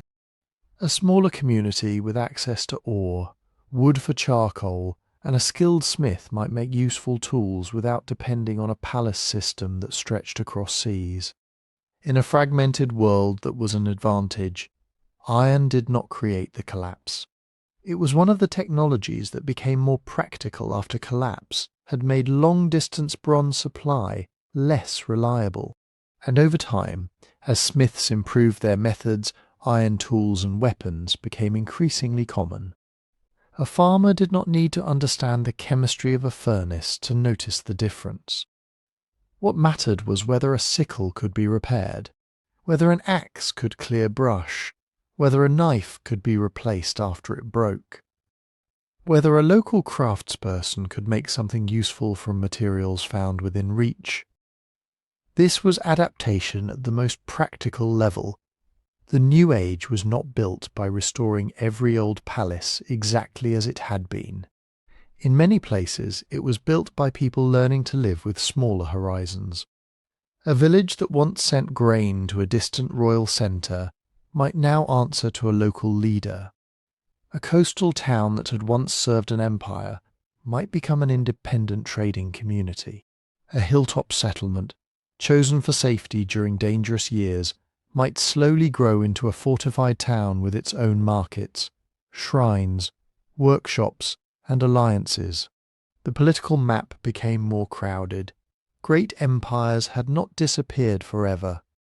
Assyria, for one, would eventually expand with extraordinary force. Egypt remained powerful, though no longer in quite the same way. Babylonia endured and changed, but across much of the eastern Mediterranean power was no longer concentrated in only a few palace capitals. There were smaller kingdoms, city-states, tribal confederations, port communities, mountain strongholds, new dynasties claiming old titles, and old populations reorganizing themselves under new names. In Anatolia, some communities preserved elements of Hittite language, religion, art, and royal tradition. The Hittite Empire was gone, but its people and practices had not simply evaporated. Smaller Neo-Hittite kingdoms emerged in southern Anatolia and northern Syria. Other powers, including Phrygia and later Lydia, developed in a transformed landscape. Along the Levantine coast, the Phoenician cities became increasingly important. Tyre, Sidon, Byblos, and other ports did not rise from nothing. They inherited seafaring skills, commercial knowledge, and coastal connections from the Bronze Age world. But they operated in a different political environment. Instead of serving one vast imperial network, they helped create flexible new networks. Phoenician sailors carried timber, purple dye, metal goods, glass, pottery, and luxury materials across the Mediterranean. They established trading relationships and settlements far from their home cities. Their alphabet, adapted from earlier writing traditions, offered a simpler way to record language than the complex scripts of palace scribes. It was not the only alphabetic system, and it did not instantly transform the world. But it travelled widely because merchants, craftsmen, and communities beyond royal courts could learn and adapt it. To the west, Greek-speaking communities were also rebuilding slowly. The Mycenaean palaces were gone. Their scribes no longer wrote in Linear B. Their fortified centres had fallen silent, but the people of Greece had not vanished. They lived in villages, farmed, traded, remembered stories, and gradually formed new local identities. Centuries later, some of these communities would become the Greek city-states. They would adopt and adapt the Phoenician alphabet. They would begin writing down songs and traditions that may have preserved distant echoes of the palace age. Not accurate historical records, perhaps, but memories shaped into epic. In the Levant, new kingdoms and peoples also took form: Aramean states, Israelite and Judahite kingdoms, Philistine cities, and others. Their histories were not identical. Some grew through trade, some through agriculture and control of inland routes, some through warfare, some lived under the shadow of stronger neighbours. But all were products of the new conditions. The lesson of the collapse was not written down as a single rule. No surviving document says, never depend on one trade route, one harvest region, one royal palace, one dynasty. Yet later societies often developed with more distributed forms of power and production. Local rulers mattered. Regional markets mattered. Smaller ships and shorter routes mattered. So did fortified settlements, kinship ties, portable wealth, and skills that could survive when institutions failed. Recovery was real, but it was uneven. Some regions regained population quickly. Others remained sparse for generations. Some cities prospered through trade. Others were abandoned forever. Some old knowledge survived through families, temples, workshops, and wandering specialists. Some was lost so completely that later people could only look at ruined walls and wonder who had built them. The Bronze Age world had been magnificent because it was connected. It had also been fragile because so many things depended on those connections continuing without interruption. The Iron Age did not solve that problem forever. No human system ever does. But it created new possibilities. More local production, more regional diversity, more political experiments, and eventually new webs of trade reaching across an even wider world. Out of the ruins came no single successor. There were many survivors, many adaptations, many new beginnings. And that is why the Bronze Age collapse is not only a story about an ending. It is also the story of how people, carrying what they could from a broken past, began to build another world. But if people carried what they could from a broken past, then we have to ask one last question about that breaking. What actually broke the Bronze Age world? It is tempting to choose one answer. Maybe it was drought. The rains failed, harvests shrank, and hungry populations began moving in search of food. Or maybe it was war. Armies attacked cities, raiders struck the coasts, and powerful kingdoms finally met enemies they could not defeat. Maybe it was earthquakes. The ground shook along the eastern Mediterranean, walls cracked, storehouses collapsed, harbours were damaged, and cities already under pressure lost the ability to recover. Maybe it was migration. Groups remembered in Egyptian records as the Sea Peoples appeared during a period of conflict, settlement, and movement across the sea. Maybe it was rebellion, weak kings, disputed successions, exhausted farmers, unpaid soldiers, and local governors deciding that a distant palace no longer deserved obedience. Maybe it was trade. The ships stopped coming. Copper and tin became harder to obtain. Workshops fell quiet. Armies could not replace weapons. Palaces could not pay officials, feed labourers, or reward allies. Each of these explanations contains part of the truth, but none of them alone is enough. The Bronze Age collapse makes more sense when we stop imagining a row of separate kingdoms, each falling for its own private reason. Instead, picture a vast network. Egypt, the Hittite Empire, Mycenaean Greece, Cyprus, Ugarit, cities in Canaan and Syria, kingdoms in Mesopotamia, islands, ports, mines, farms and mountain passes. Different societies, different languages, different gods, but connected by ships, roads, royal marriages, diplomatic gifts, grain shipments, mercenaries, scribes and metal. A problem in one place could become a problem somewhere else. A drought could mean less grain. Less grain meant hunger. Hunger meant unrest. Unrest made it harder to collect taxes and organise labour. With fewer taxes, a king could not maintain garrisons, repair roads, or fill emergency storehouses. Then an earthquake struck.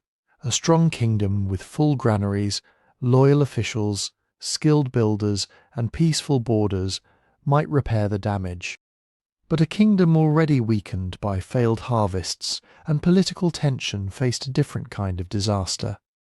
It had fewer workers, less food to distribute, less money, more frightened people, more enemies watching for an opening. Then came warfare or raiding or migration, and now the palace had to defend its cities while also feeding its population. It needed bronze weapons, but bronze depended on trade. It needed ships, but harbours might be unsafe. It needed allies, but those allies could be suffering from the same drought, the same shortages, the same attacks. This is cascading failure, not one blow, a blow then another, each one reducing the ability to respond to the next. Think of a house during a storm. One leak in the roof is manageable. A broken window is manageable. A power failure is manageable. But if the roof leaks, the window breaks, the cellar floods, the roads are blocked, and nobody can bring supplies, then even a well-built house begins to fail. That was the danger of the late Bronze Age. Its great strength was connection. Its weakness was connection too. the palace economies had become highly organized. They could move grain across long distances, acquire rare tin, produce weapons, build ships, and coordinate enormous construction projects. But such systems relied on predictability.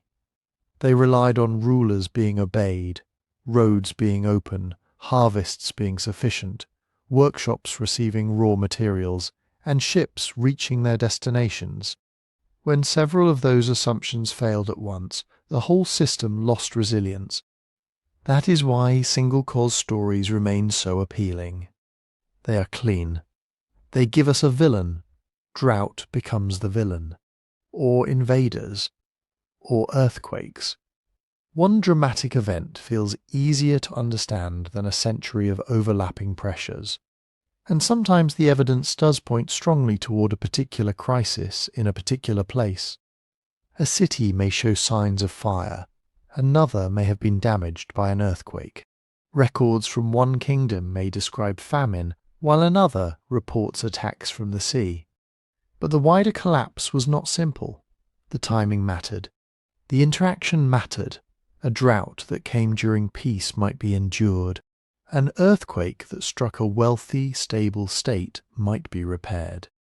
Migrants arriving in a prosperous region might be absorbed, recruited, or settled. The disaster came when these things arrived together, in a world already stretched thin. 7 crises, not necessarily identical in every kingdom, not always arriving in the same order, but overlapping often enough to turn difficulty into disaster. And once the old network began to fail, it made new failures more likely. That is the real lesson of the Bronze Age collapse. Not that civilizations are destroyed by one mysterious catastrophe, but that even great societies can become fragile when too many essential systems depend on one another, and too many shocks arrive before recovery can begin. And so, slowly at first, and then with astonishing speed, one world came to an end. Before 1200 BCE, the Eastern Mediterranean had been a world of palaces and confidence. Kings sent letters across the sea. Merchants carried copper, tin, ivory, wine, oil, timber, cloth, and luxury goods from one coast to another. Scribes counted grain and workers. Fortified cities watched over busy harbours. Great rulers addressed each other as brothers. It was not a peaceful world. There had always been wars, famines, rival dynasties, raids and rebellions. But the system had endured. It had endured because the palaces could organize labour, command armies, store food, and call on allies.